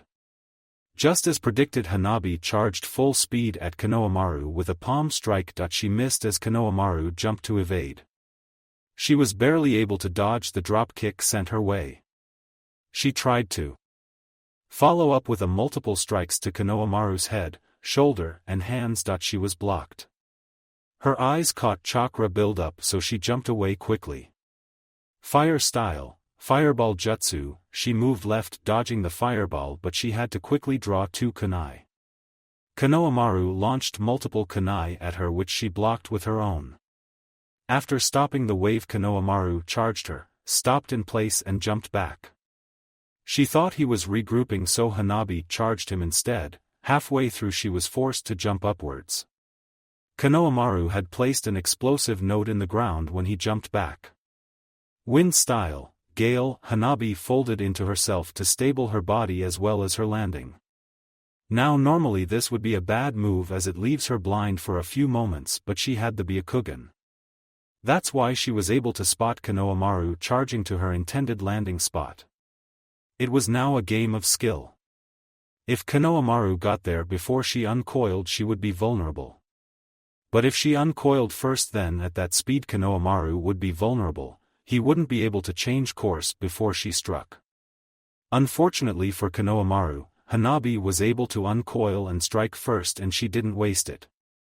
She struck hard and fast with multiple strikes to Konohamaru's chest, hands, and legs. Thanks to his training, Konohamaru was able to block most of the hits and jump away while leaving an explosive note in front of Hanabi. The move allowed him a moment to catch his breath and realize that his left hand was limp. "Man, this girl is good," thought Konohamaru. "If I didn't spar with Mom so much I would have already lost. She has the Byakugan and the gentle fist. I have to take her out fast. Hanabi knew that this match was over. She had disabled one of his hands, so no more jutsu for him. She knew that taijutsu would be suicide for him, and without his hands ninjutsu was not an option. So she was more than shocked when Konohamaru ran at her at full speed. She quickly got into her stance, prepared to take him down. She dodged the kunai he threw, but before she could retaliate she saw him doing one-handed seals, wind style, gale. The gust of wind pushed her back for a moment, and the next thing she felt was Konohamaru behind her with a kunai at her neck. How? Asked Hanabi. She didn't have to wait for a response. She saw the kunai she dodged where she last saw Konohamaru. He knew she would dodge the kunai, he knew she wouldn't be expecting a ninjutsu, he knew that the gale would push her backwards to the kunai's location, and he knew she wouldn't be expecting him to know the kawarimi. She lost. If her clan ever found out, she would be in deep trouble. She couldn't believe that she had lost. She felt Konohamaru place a hand on her shoulder. When did he get in front of her? Losing is part of being human, assured Konohamaru. My mother says that the real test is learning from your loss and getting better. I'm the Hyuga heiress, you are a human being, stressed Konohamaru. If you were perfect then you would be God. We all make mistakes, Hanabi. Failure is a stepping stone, okay? Hanabi blinked. In her clan failure was unforgivable. Every time she lost she had to face the consequences. She knew despite his talk Konohamaru was the same. After all, they had made conditions for the loser to follow. She knew her loss had consequences and she would face them. You said if I lost I would have to do something. What is it? Konohamaru smiled. Don't be afraid of being yourself when you're here with me and Taiga. Hanabi frowned. That's all? Konohamaru's smile widened. I want us to be friends, Hanabi. Hey, I never said I would be friends with you too, said Taiga. Konohamaru rolled his eyes. Ignore Torichan, he is just too awkward to share his feelings. Stop calling me that. Friends are always there for you, they annoy you and motivate you. But most of all, real friends accept the best of you and don't judge the worst of you. They love all of you. Hanabi was stumped. She had told him to steal from his brother, she had disregarded him. Yet he was offering to be her friend. But she didn't believe him. Her own sister couldn't stand up for her and force the clan to let her be. There was no way someone she had just met would do so. Words of friendship were easy when they were in the comfort of his home. But she knew those words would be meaningless outside these walls. She was done believing she was not alone because she was, and she always will be. How about we walk you home? Asked Konohamaru. We could train there too. Hanabi blinked. There was no way she heard what she just heard. What? Hey princess, let's go already, said Taiga. I would like to get some training done today. Hanabi had never gaped in her life, she was gaping now. She followed the boys out of the Sarutobi compound on autopilot. All the way to the Hyuga compound she expected them to turn around, but they didn't. When they finally arrived she was shell-shocked and they simply walked in. She quickly shook off the stupor and followed them. She had to get them out of here. Her clan did not take well to outsiders, and while they may tolerate Konohamaru because of who his grandfather is, the redhead was a different story. Honorable grandson, may I ask why you're here? Hanabi mentally groaned. They had to run into her grandfather of all people. Hyuga Kentaro was by far the worst of the elders. The man gave her the chills whenever she saw him. So she always makes sure they never crossed paths. Yet those two just had to run into him. Fate really did hate her. Who are you? Asked Taiga. Hanabi mentally facepalmed when she heard the redhead's question. Konohamaru hid his smirk with his hand. Kentaro smiled. The kids knew it was anything but sincere. My name is Hyuga Kentaro, head of the Hyuga Council, and who are you? Kagami Taiga. Good day Hyuga-sama, said Konohamaru. Hanabi, Taiga and I are going to train, can you step aside? Hanabi gaped for the second time today. Kentaro's smile turned sinister. Hanabi-chan, perhaps you could explain why you have brought these two into the compound. To train. Hanabi cringed at the unsaid reprimand. These two idiots have finally done it. Konohamaru however was not about to allow this slide. He was his mother's son after all. "Hyuga-sama, isn't it rude to speak about someone to someone else when they are right in front of you?" asked Konohamaru. "Perhaps you could explain your Hyuga manners to me." Taiga wasn't following the wordings, but auras are a different matter entirely.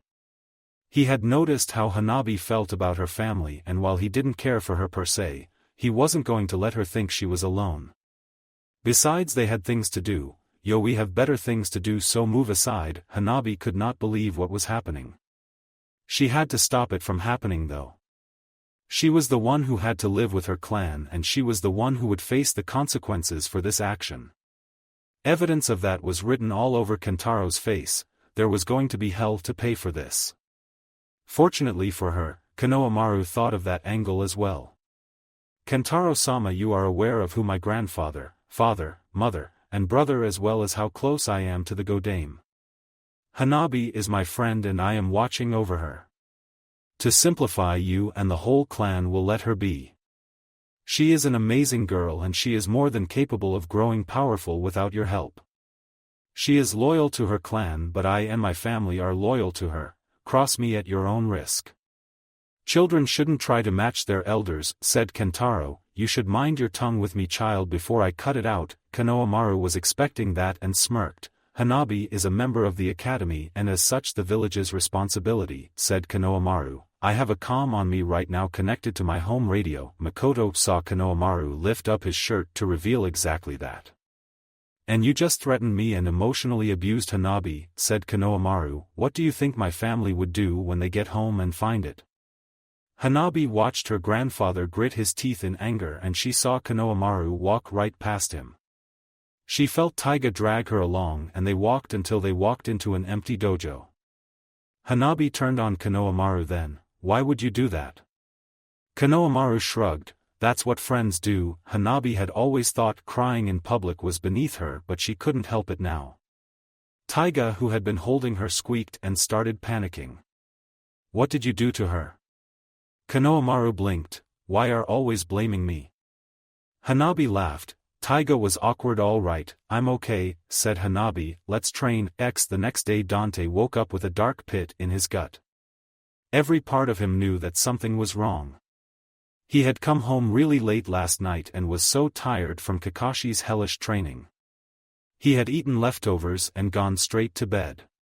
But right now he knew something was wrong. He practically ran downstairs where he saw his parents in the kitchen, but his brother wasn't there. "Oh Dante, could you wake Kono up?" asked Mira. Dante frowned. Kono never slept late. Running into his room he found everything in place, except Konohamaru. When he checked the unused bed he found a note on it. "In 48 hours your brother will die. Team Ryo has that long to save him. See you soon." "So it is done," said Kentaro. "Was this really necessary, Kentaro?" Kentaro glared sharply at him. "That brat dared come into my house and insult me. He deserves this and far more." Makoto. "Yes, but consider for a moment who that brat is connected to," said Makoto. "If this play of yours backfires, then all of our plans will be at risk." Kentaro scoffed. "I am not afraid of a genin just because of a title the Hokage gave them. And this way we can eliminate both heirs to the Sarutobi clan. It's a win-win. The council will not like this, brother. We work best in the shadows through precision and planning. This is not subtle and they will not appreciate it. That's where you are wrong, brother. This will benefit the council and they will be happy I did this. The systematic cleansing of Konoha till only the pure remain." Makoto sighed. He didn't like this. He would have preferred that his brother killed the brat in his sleep. Then they could paint the scene like he died peacefully. But this plan was just his brother's temper getting the best of him, again. But he was not wrong. There was nothing Dante could do to save his brother. After all, he was just a mere genin. Someone is going to die slowly for this, thought Sasuke. After spending so many years together, Sasuke had developed a sixth sense when it comes to his best friends. It was how he knew something was wrong. It was that instinct that made him teleport to Dante's location. And he saw the look on Dante's face as he held a note in Kono's room. Sasuke didn't need to be told that Kono had been kidnapped. He also knew without a doubt that someone was going to die for this. The look on Dante's face was pure rage.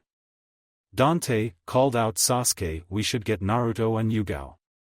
Dante took a deep breath. "When we find whoever did this, I am going to rip them apart." "I know, but why don't you pack up for a mission?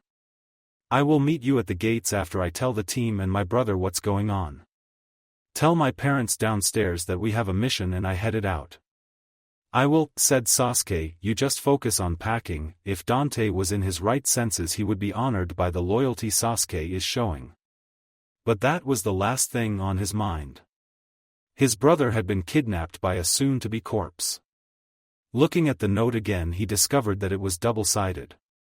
"Hello Team Ryu, I expect you to bring Dante along with you. I plan to kill all of you together." So the corpse didn't know about his alter ego. He was going to regret doing this. Right now he had packing to do. Sasuke had just finished breaking the news to Dante's parents. It appears they suspected something was off, but they let it go, for now. He quickly sent a messenger bird, stored in his Anbu tattoo, to Naruto and Yugao, telling them to meet him in the Hokage's office. He on the other hand went home to pack up and inform his parents of his absence. The team were going to be pissed off when they heard this. Someone did what?" screamed Naruto. Sasuke sighed. "Someone kidnapped Kono Naruto. I was with Dante earlier and I saw the note. Apparently we have 48 hours to rescue him." The kidnapper called for Team Ryo by name. "He knows Dante is Cloud?" asked Yugao. Itachi shook his head. "It's more likely he has a grudge against your team and he saw the third's grandson as leverage." "Itachi's right," said Sasuke. "Aside from the Hokage and our mothers, no one knows about our alter egos." Naruto growled, "We have to find that bastard now." Itachi closed his eyes and thought. He had some suspicions about the timing of this kidnapping. But the priority right now was Konohamaru's safety. He knows nothing will stop Team Ryo from going after him.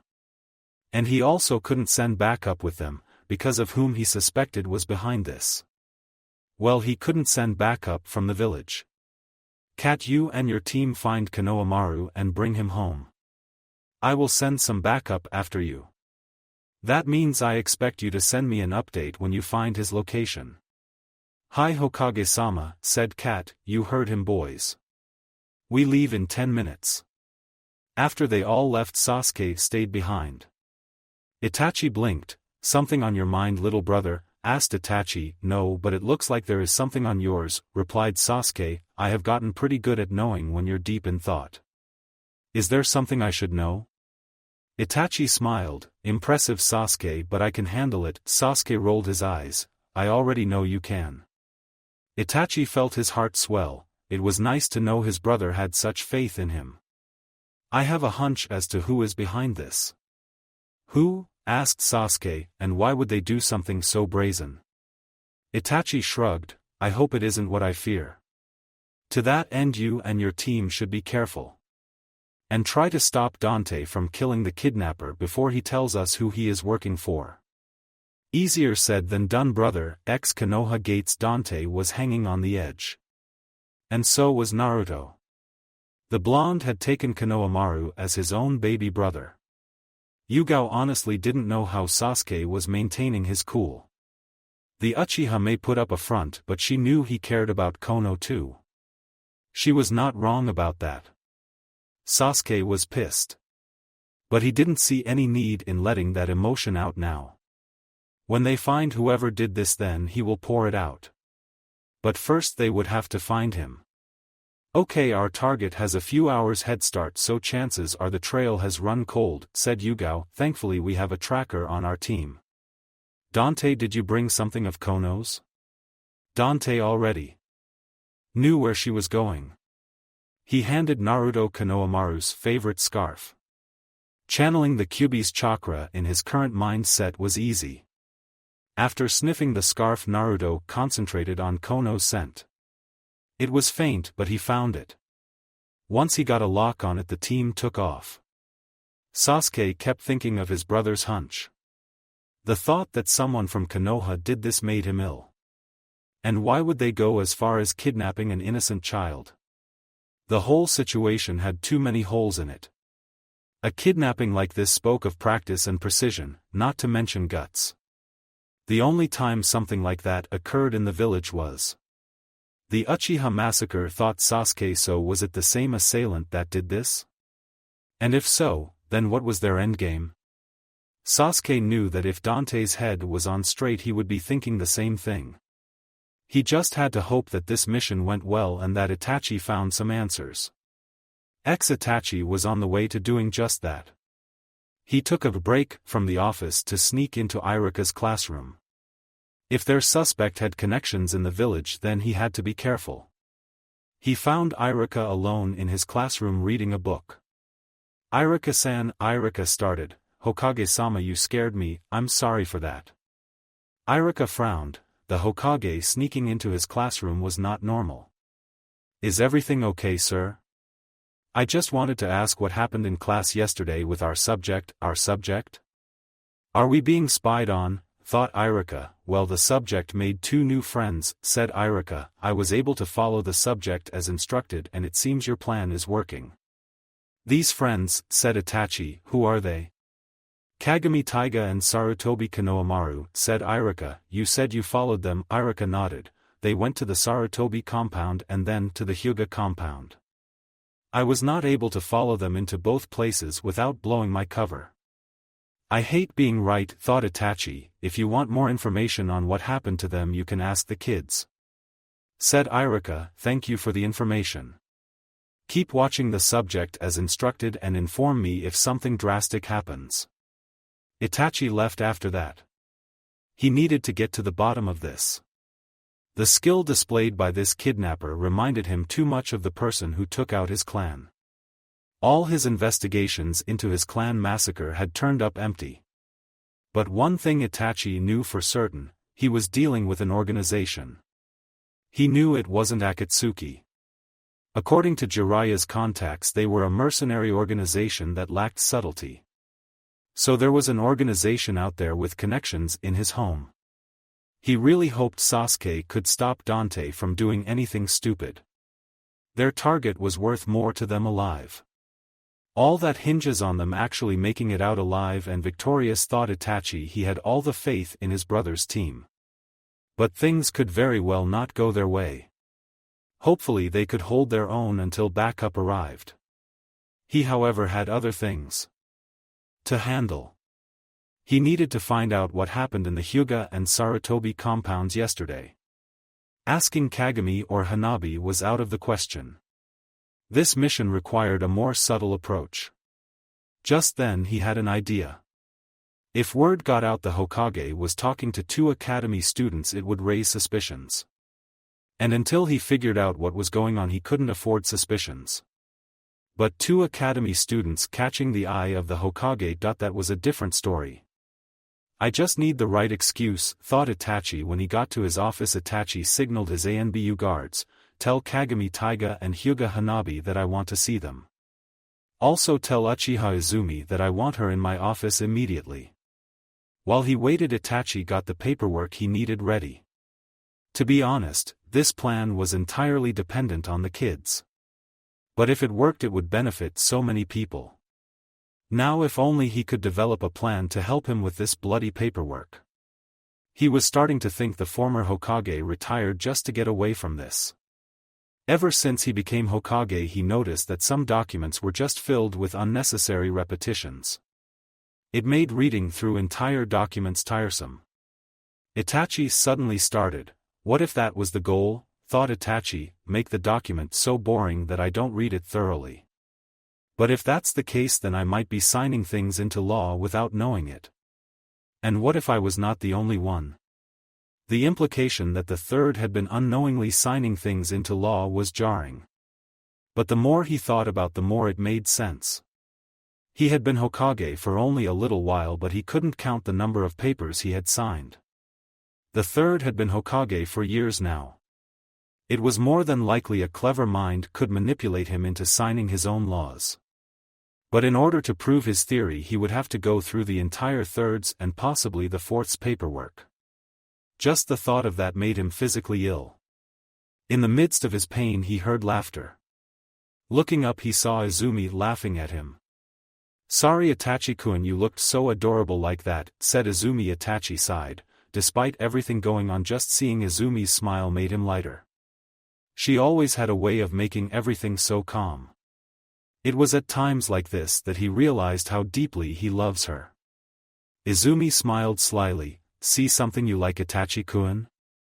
"Always," replied Itachi honestly. Izumi blushed. She knew just how powerful Itachi's eyes are. So to have those eyes look at her with such love and admiration, it was addictive. She was truly so proud of him. But she knew him enough to know that he won't send for her without a reason. "So how can I help, Hokage-sama?" "You enjoy calling me that, don't you?" Izumi gasped, innocently. "Are you saying that I enjoy saying I told you so?" "Yes," Izumi shrugged unrepentantly. Itachi sighed. "Well, I need your help with something. Look these over for me." Izumi took the documents Itachi handed her. After reading the documents thoroughly, she stared at him in shock. "You can't be serious," said Izumi. "Please tell me you are not serious." "Afraid I can't do that," replied Itachi. "So will you help me?" Izumi couldn't believe this.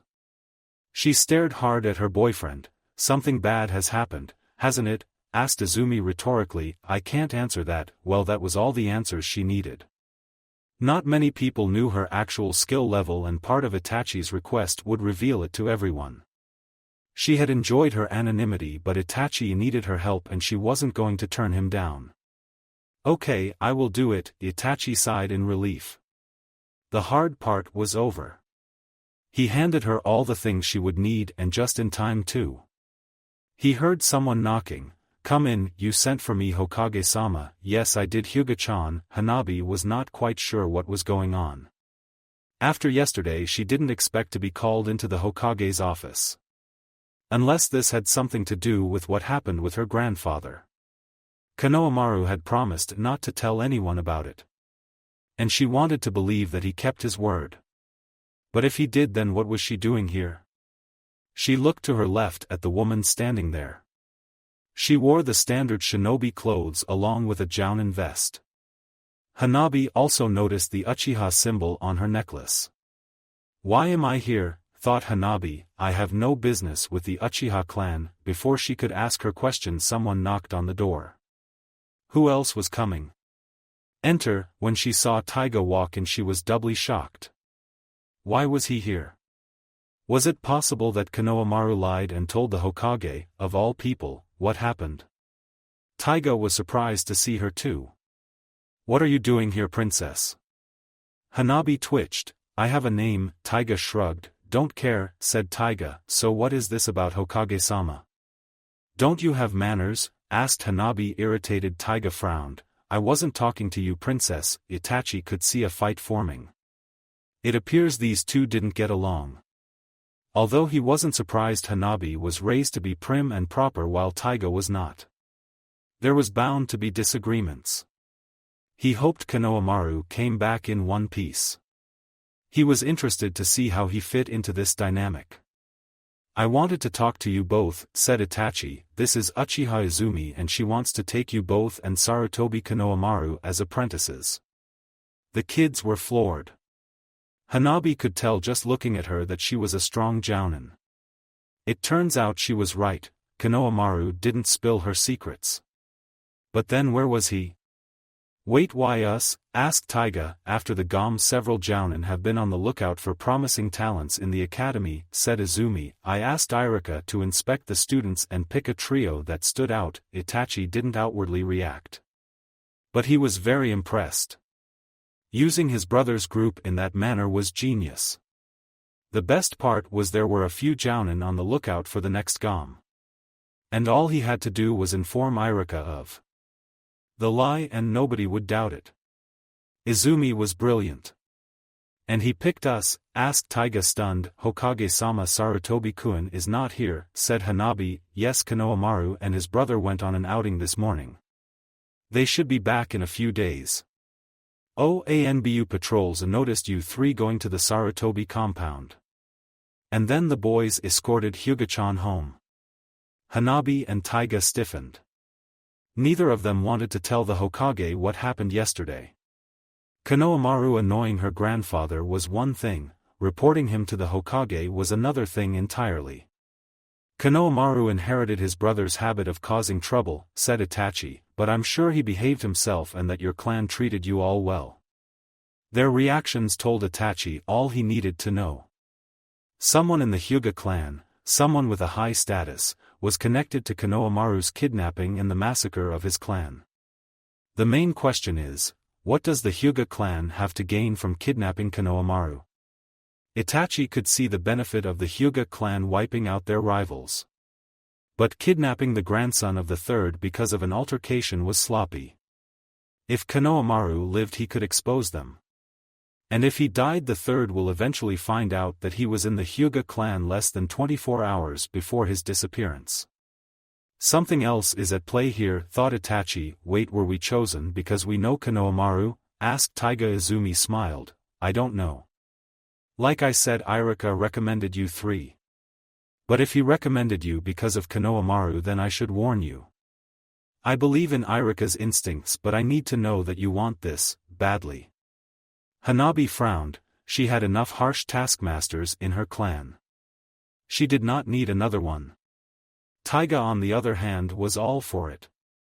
This will help him grow stronger so he can finally beat Dante. I'm in, said Taiga eagerly. Izumi could see Hanabi was about to reject the offer.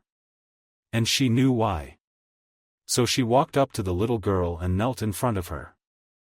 Hanabi, I want you to be the best version of yourself. I have no desire to control you or make you into what I want. My dream is that you three will grow to see me as more than just your master but as family. I know that that word means something awful to you. But I want to prove to you that having family is a good thing. Taiga sighed. Come on princess, since when are you afraid of hard training, said Taiga. Hanabi saw the look in Izumi's eyes. Unlike the rest of her clan, her eyes were warm just like Konohamaru. It was that fact that gave her the push to say, okay, I will be honored to be your apprentice. Why can't you just say yes? Asked Taiga. Hanabi twitched. Well, because unlike you I actually have manners. Yeah, whatever you say princess, so what's next?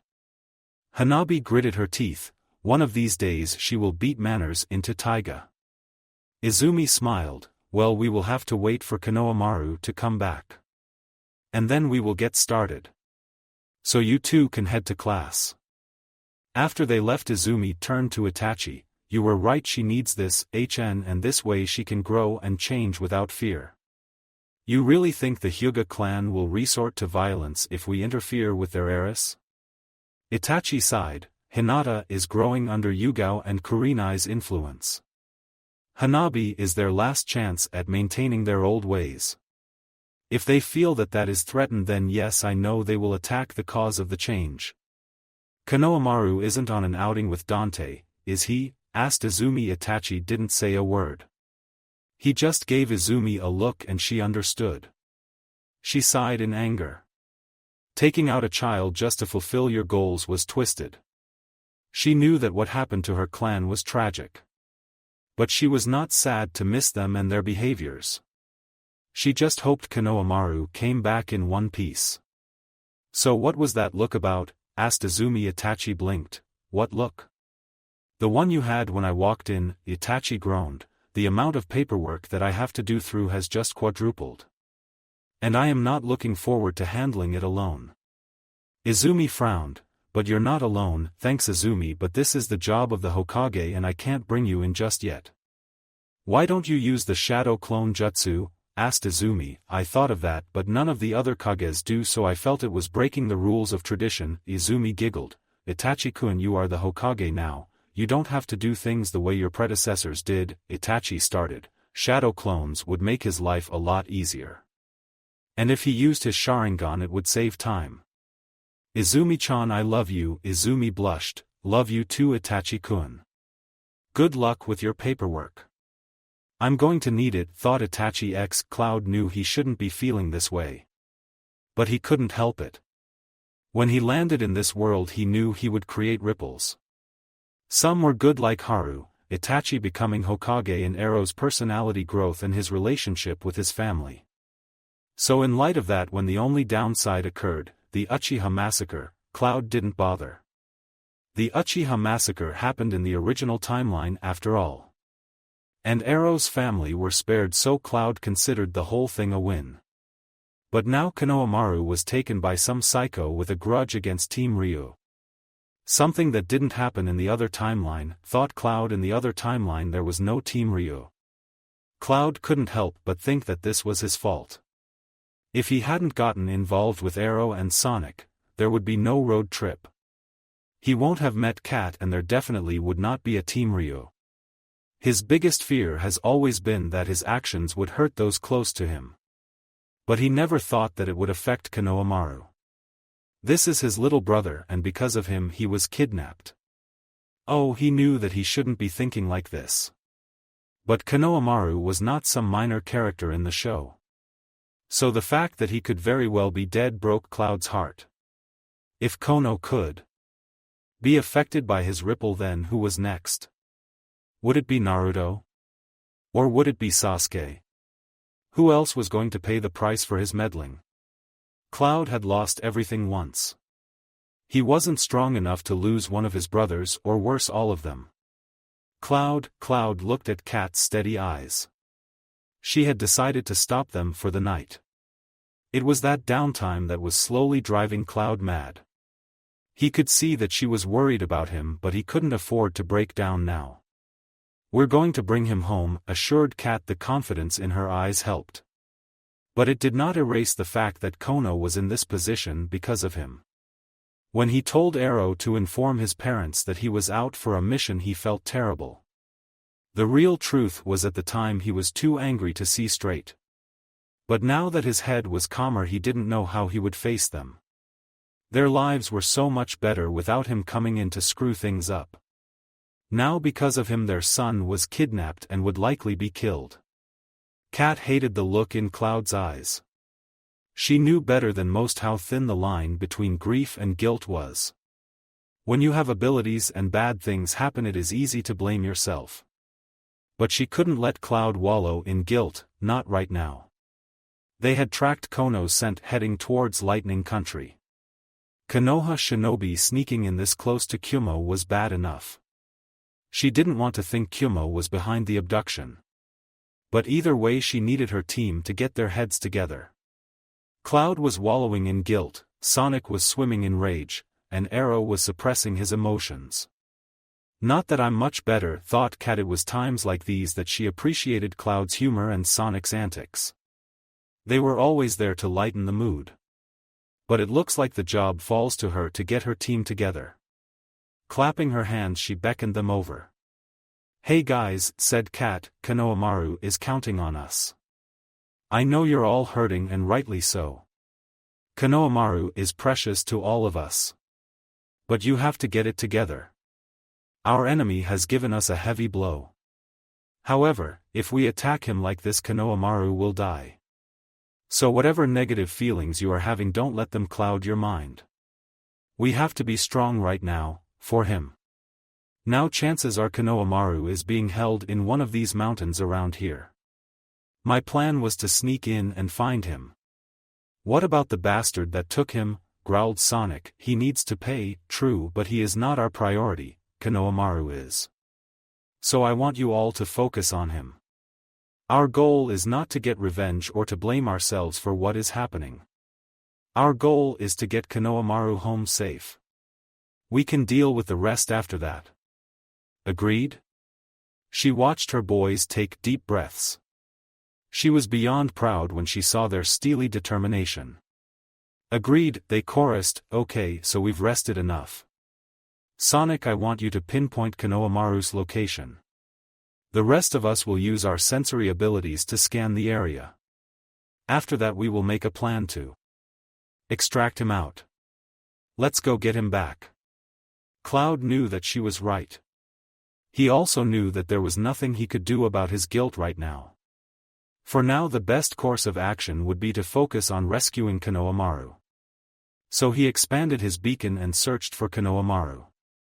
It took a few hours but they were finally able to locate Konohamaru. Cat was right, he was in a mountain, a big one. He could only sense Konohamaru and one other person. This guy is either cocky or strong if he plans to face us alone, said Arrow. He's smart though I can't get a read on the place or his chakra levels, said Cat. I don't like going into situations blind, we don't have a choice. The 48-hour mark is half over already. We don't know what is happening to Konohamaru, said Sonic. Cat knew that he was right. She also knew that waiting out here wouldn't change anything. So she ordered them to move in. They entered through a cave at the top. The entrance and the path looked newly made. So their target had some earth ninjutsu or knew someone that did. She didn't know which part she hated most.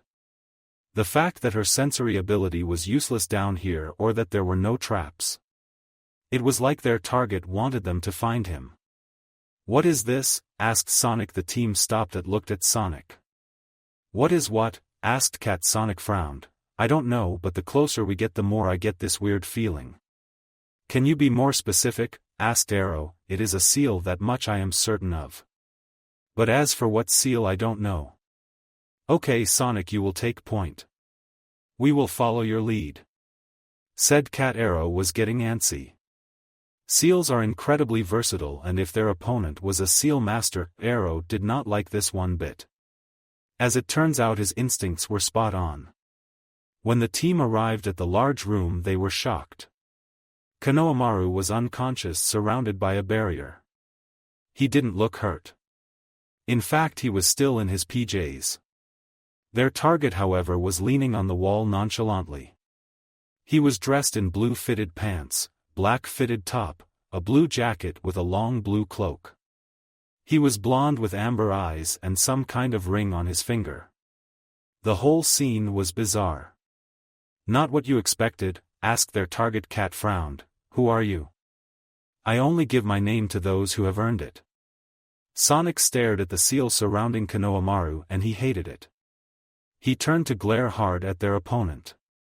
You, growled Sonic. Sonic, can you get him out of there? Asked Cloud. That barrier is tied directly to Konohamaru's life force. Any attempt I make to alter the seal and he dies. And it gets worse. The seal is designed so that if it disappears he will also die. The bonds holding the seal together will break apart exactly 48 hours from the moment he was taken. I'm impressed. I guess the stories of your team are real. There must be a way to break the seal, said Arrow. There is, said Sonic. Jerkface is linked to the seal. If we kill him or render him unconscious, or drain his chakra, then the seal will break apart. Cloud walked towards their opponent. The rage he was feeling in Konoha returned with a vengeance. And he wasn't the only one pissed off. So we take him out, said Cloud. For cracking the secrets of the seal I will reward you all with my name, Kai's Ryota. Arrow knew that they needed this guy alive. His brother would want to question him. But Konohamaru came first. So he sent a volley of arrows at Kai's, who blocked them with a kunai. The distraction allowed Cat and Sonic get in close, or so they thought. When they attempted to hit him he vanished. Cloud spotted him above and made some hand signs. Water style, whirlpool. A massive whirlpool of water gushed at Kai's, who simply smirked. The team watched him absorb the technique. And send it right back at Cloud. Doubled. Cloud barely put up a defense in time. Water style, Aqua Tower, 1. Once the team realized that he could send their techniques back at them they changed tactics. Naruto spammed a few hundred clones to distract Kai's. Cloud and Cat snuck through the pack but that plan failed. Kai's slammed his hand on the ground and absorbed the chakra from all the clones. With their cover blown, Cat and Cloud jumped back but not fast enough. The speed at which Kai's charged them was unreal. Thankfully Arrow tracked his movements and sent a few explosive arrows to deter him. Cloud was starting to think they severely underestimated this guy. He barely looked bothered. He just had that permanent smirk on his face. But he had to have a weakness of some kind. Cat was thinking the same thing. Guy's blind spot, ordered Cat. Cat pelted multiple smoke bombs around Kai's while Sonic launched a volley of kunai and with one-hand sign, multiple shadow kunai jutsu. Cloud charged ahead with his sword drawn and went through his own hand signs, swift release, dash. Kai's blinked and Cloud was right in front of his clone. Cloud noticed he had slashed a shadow clone. He saw Kai's tearing towards him and drew ebony and ivory. He watched Kai's raise his hand and absorb his rapid fire. As if that wasn't bad enough, Kai's sent the bullets back at him using his other hand. Cloud quickly went through hand signs. Water style, ice dome. The dome barely held against the bullets. Kai's smirked at the efforts. He sped up and destroyed the dome with his fist. But when he got there it wasn't Cloud he met. Instead he was face to face with Arrow. The next thing that happened was a flash of red. Arrow had used the time his team bought him to create a multi-layered genjutsu. The team quickly tried to run Kai's through before he broke free. At least that was the plan before he poofed. It was a clone. The team regrouped but Kai's didn't give them any time to think. The next thing they saw was hordes of Kai's clones charging towards them. The boys went through hand signs and shouted. Combination jutsu, Great Steam Dragons. Yugao could never get tired of seeing the GSD 2.0. 3 raging dragons destroyed all the clones and the best part was the boys were not tired. After all their practice the GSD had become far easier to do. That was when they received another shock. Kai's absorbed their GSD 2.0 and sent it back at them. Cloud and Arrow quickly created their only defense capable of blocking that jutsu. Although it was a one-time deal as they didn't have the chakra needed to do it twice. Storm release, Vortex. The technique cancelled out the steam dragons. But the collision was starting to take its toll on the mountain. Thankfully, Konohamaru was on the other side of the room. Kai's however wasn't about to let them catch their breath. Sonic saw him barreling towards them and quickly set up a barrier seal. Kai's barreled right through the seal but they were able to escape. Cat however had a hunch on Kai's ability. So she stayed behind to engage him while Sonic got his teammates out of the way. So one-on-one huh? Asked Kai's cockily. Try to keep up. Cat drew her sword and waited. Sure enough Kai's drew his kunai and charged at her. Despite his speed Cat noticed that he had no real style of his own. She spent the duel on the defensive but every time she switched it up Kai's would copy her. That's when it clicked, Kai's was a copycat. But she realized an obvious problem: how did they defeat someone like this? While she was thinking she saw Sonic standing doing nothing. Well, that is until she saw him signal her. Smirking at his quick thinking she gradually pulled Kai's in his direction. As soon as Sonic jumped back so did she. Kai's was confused until a barrier rose up around him.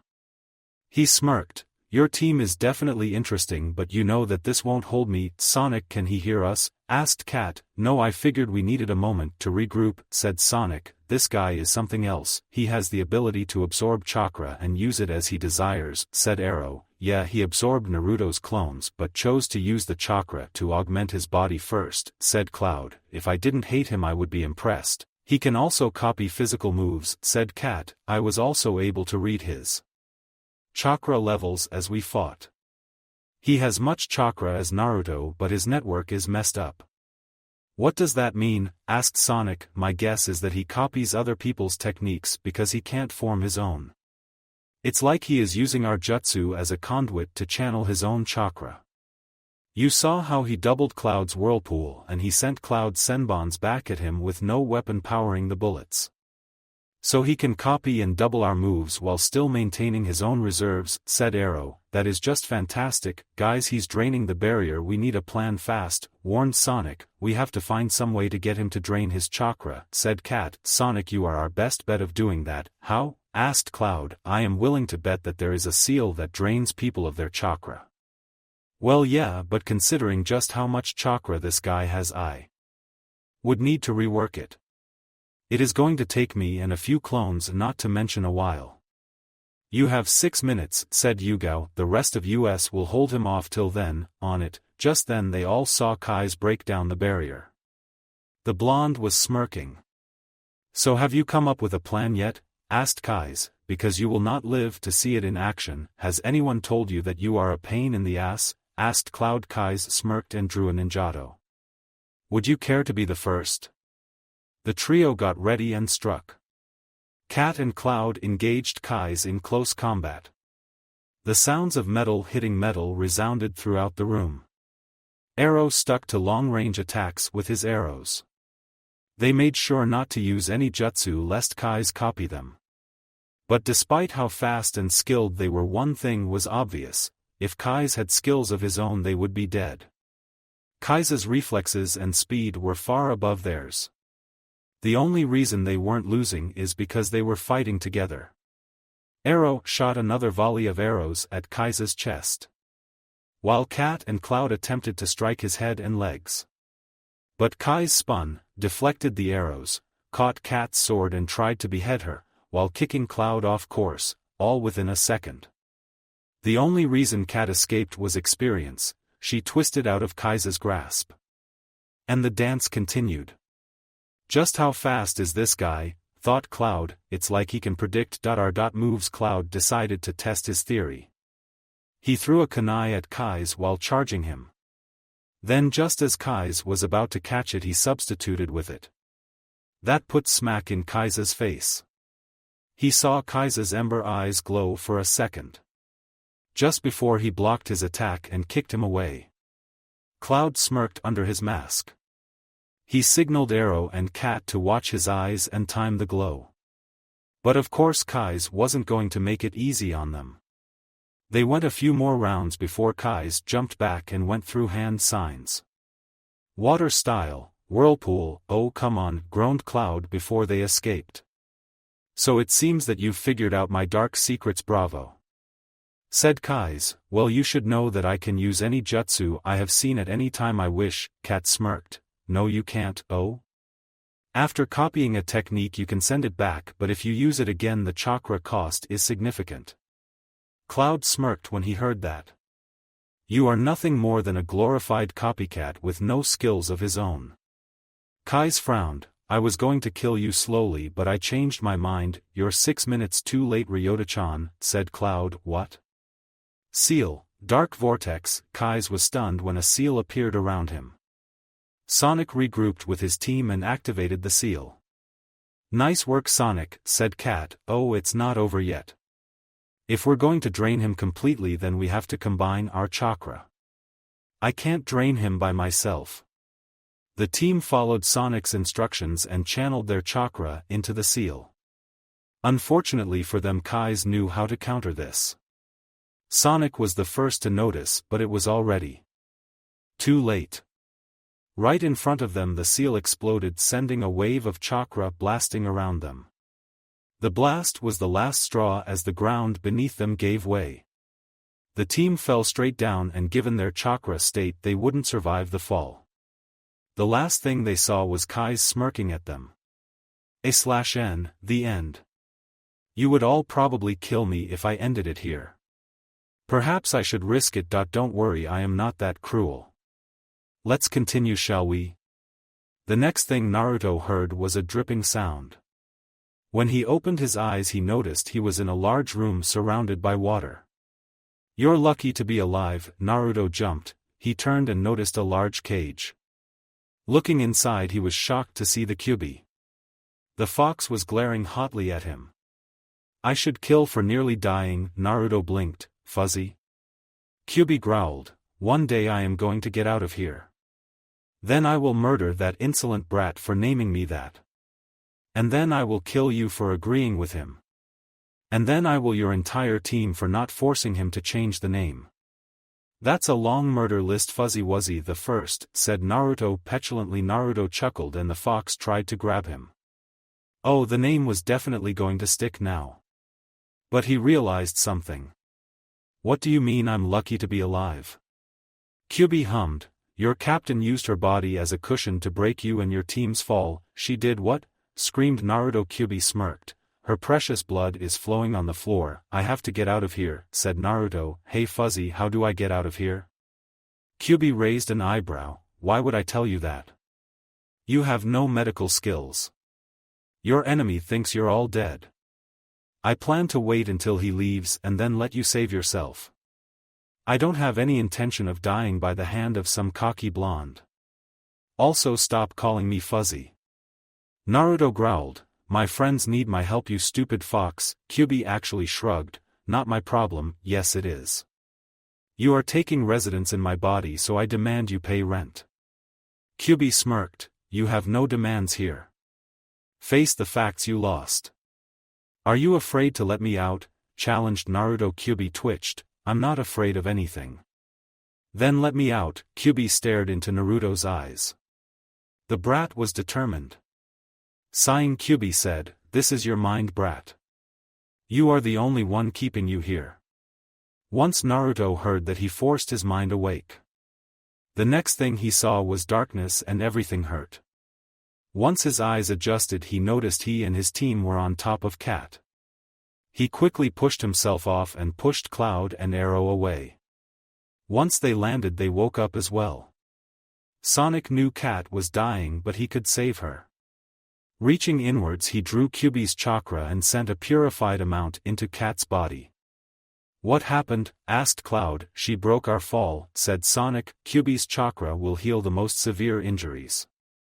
At least until we can get her to a medic. We have to get out of here, said Cloud. I saw the chakra blast from the seal, said Arrow. Kai's must have sacrificed a huge chunk of his chakra to do that. He did, said Sonic. I noticed him building it up, but I was too late to stop it. Don't go there, warned Arrow. Right now we have to focus. Cloud hated this. First Konohamaru and now Cat's life was in the balance. All he wanted to do was change history. And now his loved ones are paying the price. He knew in his heart that Arrow was right. They needed to focus on saving Cat and Kono. And he would do everything in his power to make sure that they did. But once that was done, he was leaving Konoha. He had hurt enough people as it was. There was no way he was going to endanger anyone else ever again. Okay, that should do it, said Sonic. We just have to hope whatever backup Itachi sent has medical training. We have to take that guy out, said Arrow. Any ideas? Yeah, we have a 5-second window to kill him, said Cloud. I was able to time his copying ability. After he uses a new technique or skill, there is a 5-second downtime. During that time he is vulnerable. 5-second window, groaned Arrow. That is a tight window. But maybe we can increase it. Sonic frowned. How? Asked Sonic. We use Kyubi's chakra against him. If he absorbs it, he won't be able to purify it. And if he can? Cloud shrugged. Arrow's right, this might work. Because even if he can purify Fuzzy's chakra, it will drain his reserves considerably. Alright, let's get to it, said Sonic. Kai's was feeling pretty good. It was a shame that Konohamaru would die. But he had to admit he enjoyed that fight. It has been a while since anyone could push him. He was on the way to killing Konohamaru when he felt something. Turning around, he faced the whole team Ryu had fallen in. He was reading chakra signatures. That was impossible. As it turns out, Team Ryu was tough. He smirked when he saw the boys jump out of the hole. It seemed they were forming hand signs. Don't they learn, thought Kai's smugly, combination jutsu, great steam dragons. Kai's loved this particular jutsu. But as soon as he absorbed it, he felt his chakra coils burning. There were very few chakra types that could hurt him. He barely had time to think before he heard.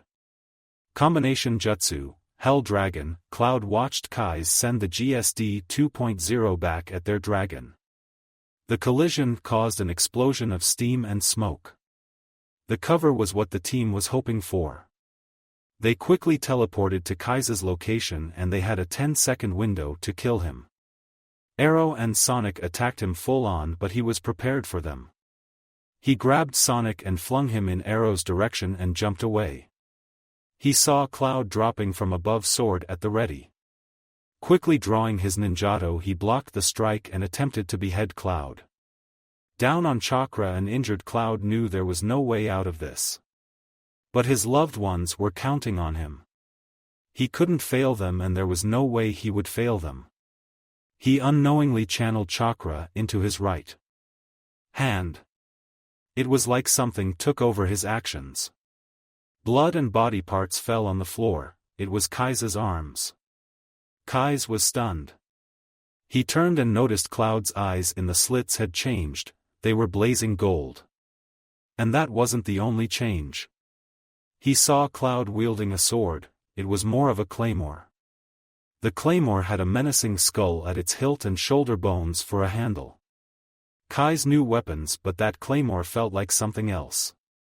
He gritted his teeth in rage and decided he couldn't win like this. "I will get you, Team Ryu," growled Kai's, "I swear it." Cloud was close to beheading him. But Kai's was able to teleport away before he got him. With the threat gone, Cloud turned to face his teammates. Arrow and Sonic couldn't believe what they were seeing. And just like that, the sword vanished and Cloud came back to his senses. "What was that?" asked Sonic. Cloud blinked. "I have no idea. It was weird. It was like I was in the back seat and someone else was driving my body." "And where did that sword come from?" asked Arrow. "I don't know, but damn, I wish it stayed." Just then they heard someone racing down the mountain. They got into position until the figure came into view. "Grandfather," asked Cloud, "what are you doing here?" Hiruzen smiled. "Well, I heard my grandkids needed me, so I cancelled my vacation. Kat-senpai is down there and she needs medical attention," said Arrow, "and the barrier around Kono is down, so he should be checked out too." "Go bring Kat," said Hiruzen. "I will have Emma reverse summon us all back to Konoha." Dante didn't like waiting. Yugao had been in surgery for hours now. Thankfully, Kono was cleared and his grandfather had taken him home. His mother had been pissed at him for lying. After yelling at him, she hugged him and left to attend to Konohamaru. The poor kid was confused. But Dante knew that she was not going to be happy when he leaves the village. He was just waiting for Yugao to be okay and then he would leave. He had caused enough problems as it was. His team and Hayate were in the waiting room when the doctor came out. "Hello everyone, how is she?" asked Hayate. "She's going to be fine," said the doctor. "She's strong and she's asking for all of you." Dante felt like he could breathe now. He took a few moments to gather himself before going in. When he saw Yugao covered in bandages, his resolve to leave strengthened. He did this to her and he needed to take responsibility for that. He was content watching everyone crowd around her. He was content watching them smiling one last time. He was about to exit when he heard Yugao call out his name. She looked at their friends and said, "Could you guys give Dante and me a few minutes?" "Sure," said Hayate. "Come on you two." Yugao waited until they left before she said, "You're planning on leaving the village?" It wasn't a question. Dante was shocked. "How?" asked Dante. "I know you, Dante," said Yugao. "I know that you blame yourself for what happened." "Well, it is my fault," said Dante. "If I hadn't pushed to have this team, none of this would be happening." "Dante, think of all the people this team has saved," said Yugao. "You can't just focus on the bad. What is the point when the people I love get hurt?" asked Dante. "Do you think leaving will stop bad things from happening?"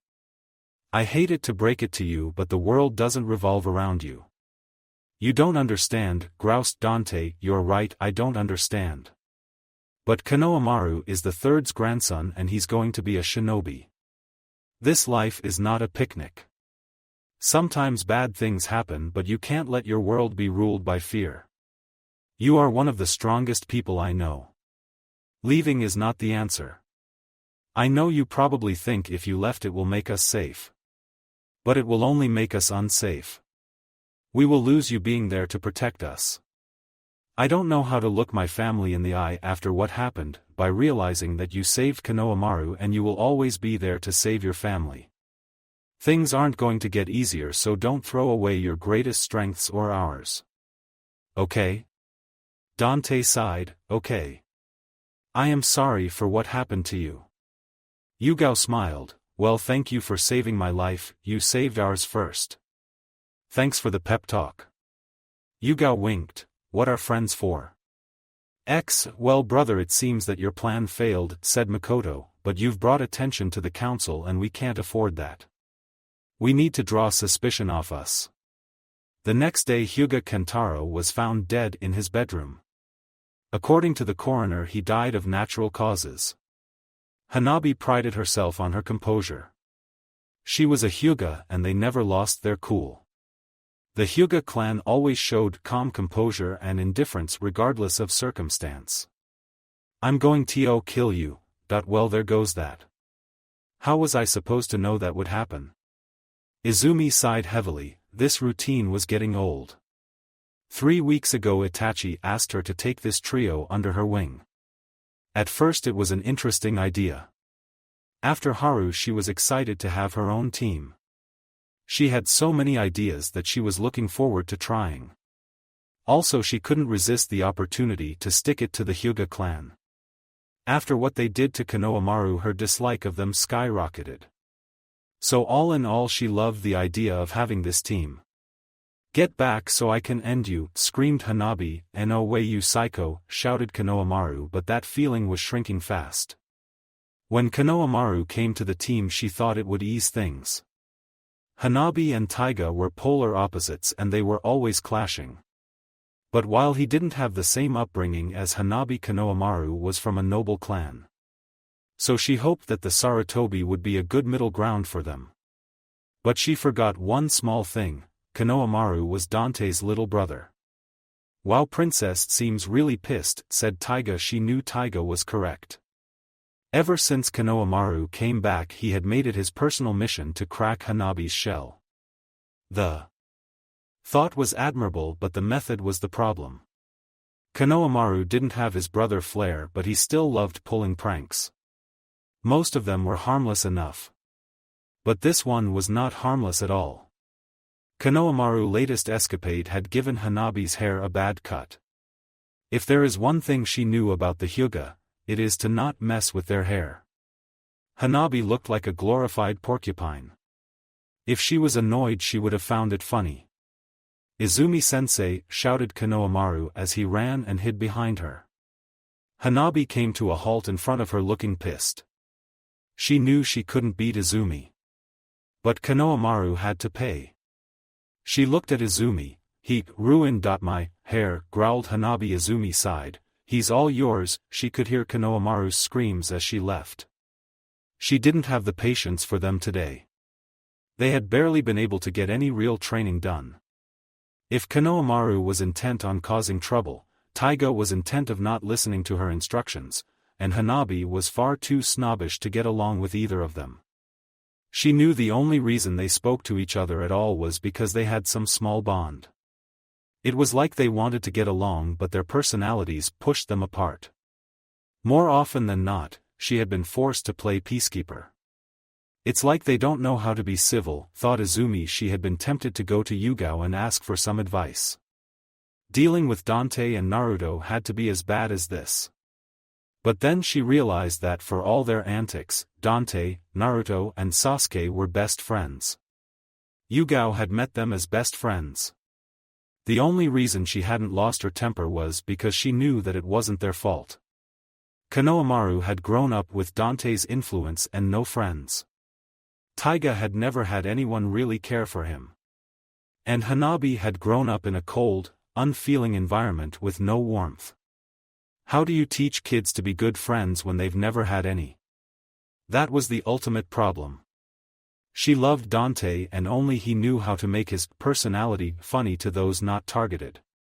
Konohamaru didn't have that skill. So his own pranks just annoyed everyone and they weren't as funny. But even though he knew this, the kid kept it up because he didn't know any other way. As she made her way into town she noticed packages being dropped everywhere via small parachutes. Opening one she found pictures of top councilmen sleeping in ridiculously funny outfits. There was a note attached, "I dare you not to laugh." Just like that she busted out laughing. There was only person in the village that would pull a stunt like this. The best part was the picture of Hamaru and Koharu in baby outfits. Oh, they were going to kill Dante for this. She could just imagine them storming Itachi-kun's office demanding blood. And judging from the laughter being heard everywhere she was the only one that appreciated these pictures. Maybe I should go see Itachi-kun, thought Hanabi X, that brat must be found and punished severely for this, snarled. Koharu, he broke into our homes and dared assault Konoha's high council, you must find this child and take his headband for starters, demanded Hamaru. Itachi had been having a stressful 3 weeks. Reading through all the past Hokage's paperwork in addition to his own was a pain.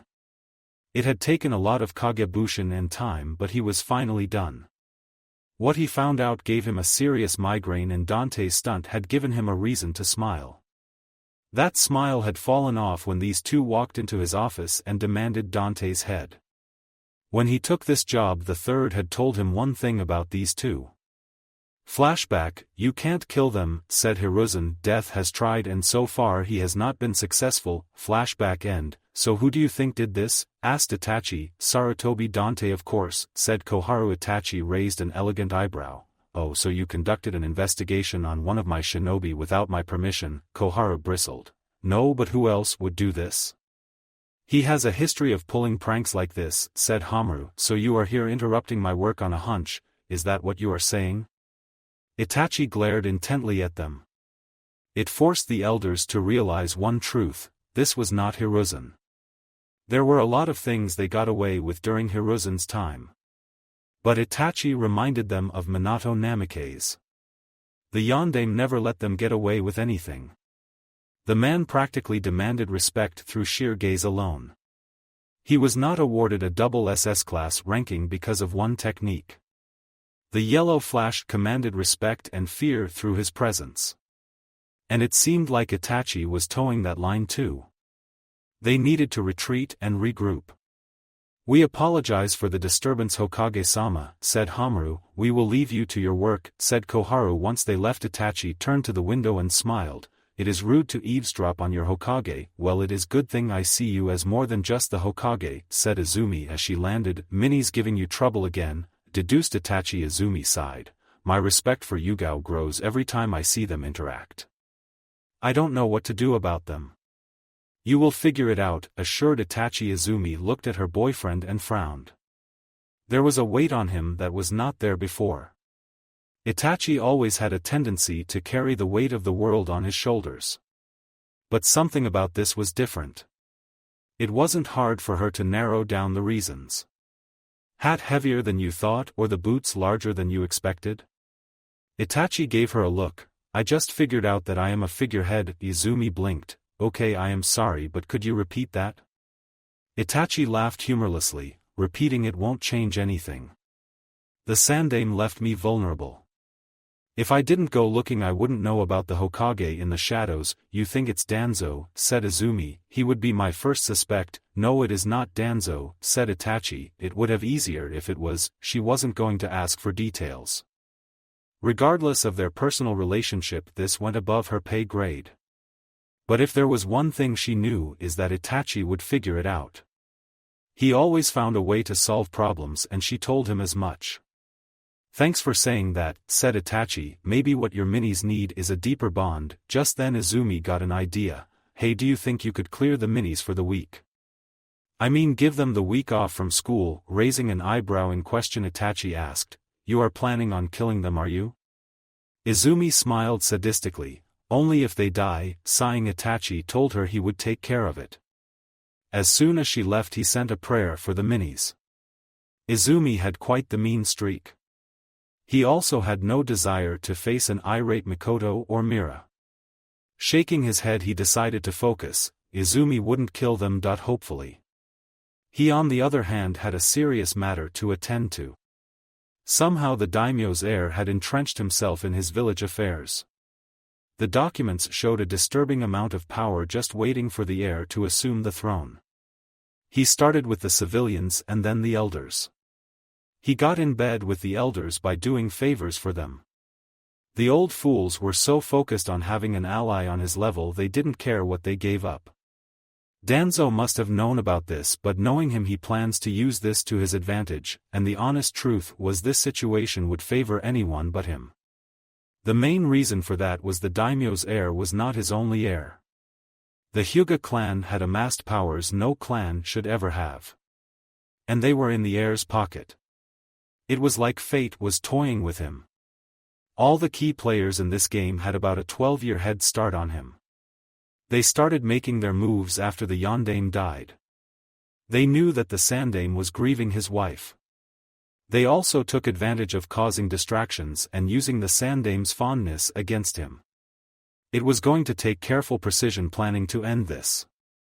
But before he did that he needed one piece of important information. He needed to know what their endgame was. Danzo and the Hyuga's endgame were easy to understand: power. Danzo wants to be Hokage. The Hyuga want to the most important clan in Fire Country.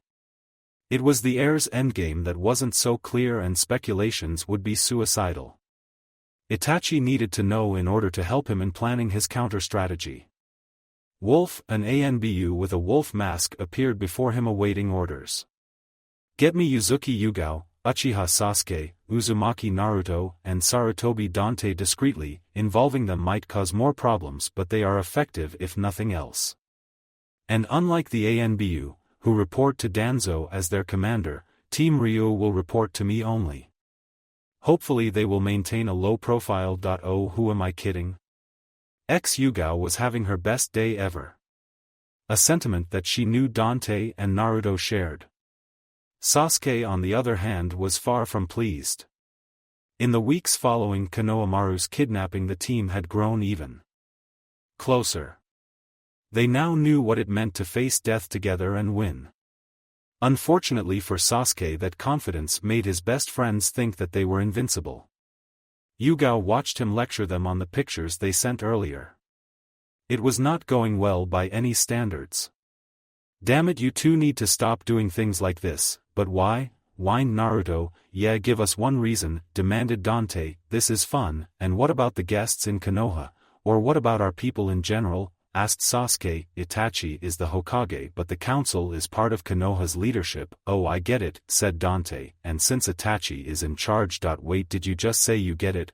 Asked Sasuke, stunned. Yeah, I get what you are saying and you are right, said Dante thoughtfully. So you agree that what you did was uncalled for, said Sasuke in disbelief, and he wasn't the only one. Dante stared at all their surprised faces and pouted. I am capable of seeing reason, you know, groused Dante. No you aren't, they all chorused. Rude, said Dante, the disrespect is real around here. Years of dealing with Dante primed her to hear what he wasn't saying.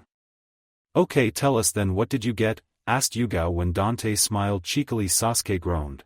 Got it my ass, grumbled Sasuke. Hey, you are the one who said that Itachi in at the head of leadership, and so what did you conclude? Asked Yugao smiling. She really should have known that next time we should prank Itachi too, said Dante simply. They all gaped and busted out laughing, causing Dante to frown. Why are you laughing? You think you can pull one over on my older brother? Oh, that's rich, said Sasuke in between laughs. Dante, not even you are skilled enough to prank Itachi, said Naruto. You would have better luck with the old man. Dante was about to defend himself. He was good enough, damn it. An ANBU landed in front of them. Since they were in the village they didn't use their sensory abilities, besides their instincts would protect them from most attacks. They all stood straighter. If an ANBU was here then something was up. The Godame wants all of you in his office now and he wants you to be discreet. Sasuke turned to Yugao. You know what's going on? Yugao frowned. An immediate and secret summons of Team Ryu was very S-rank. No, but let's go find out. Yo Hokage-sama, said Dante, calling us for a discreet meeting. What would your girlfriend think? Sasuke groaned. I do not want that image in my head. Dante blinked. What image? I just said words, it's your brain that created an image. Focus, chided Yugao. I am focused, retorted Dante. I am focused on Sasuke thinking of having sex with his older brother. Sasuke twitched. I am not thinking of that, gritted Sasuke. Can we get back on point please? Actually I would love to know why you are picturing me sexually, little brother. Dante grinned at Itachi. This is one of the many reasons he loved Itachi.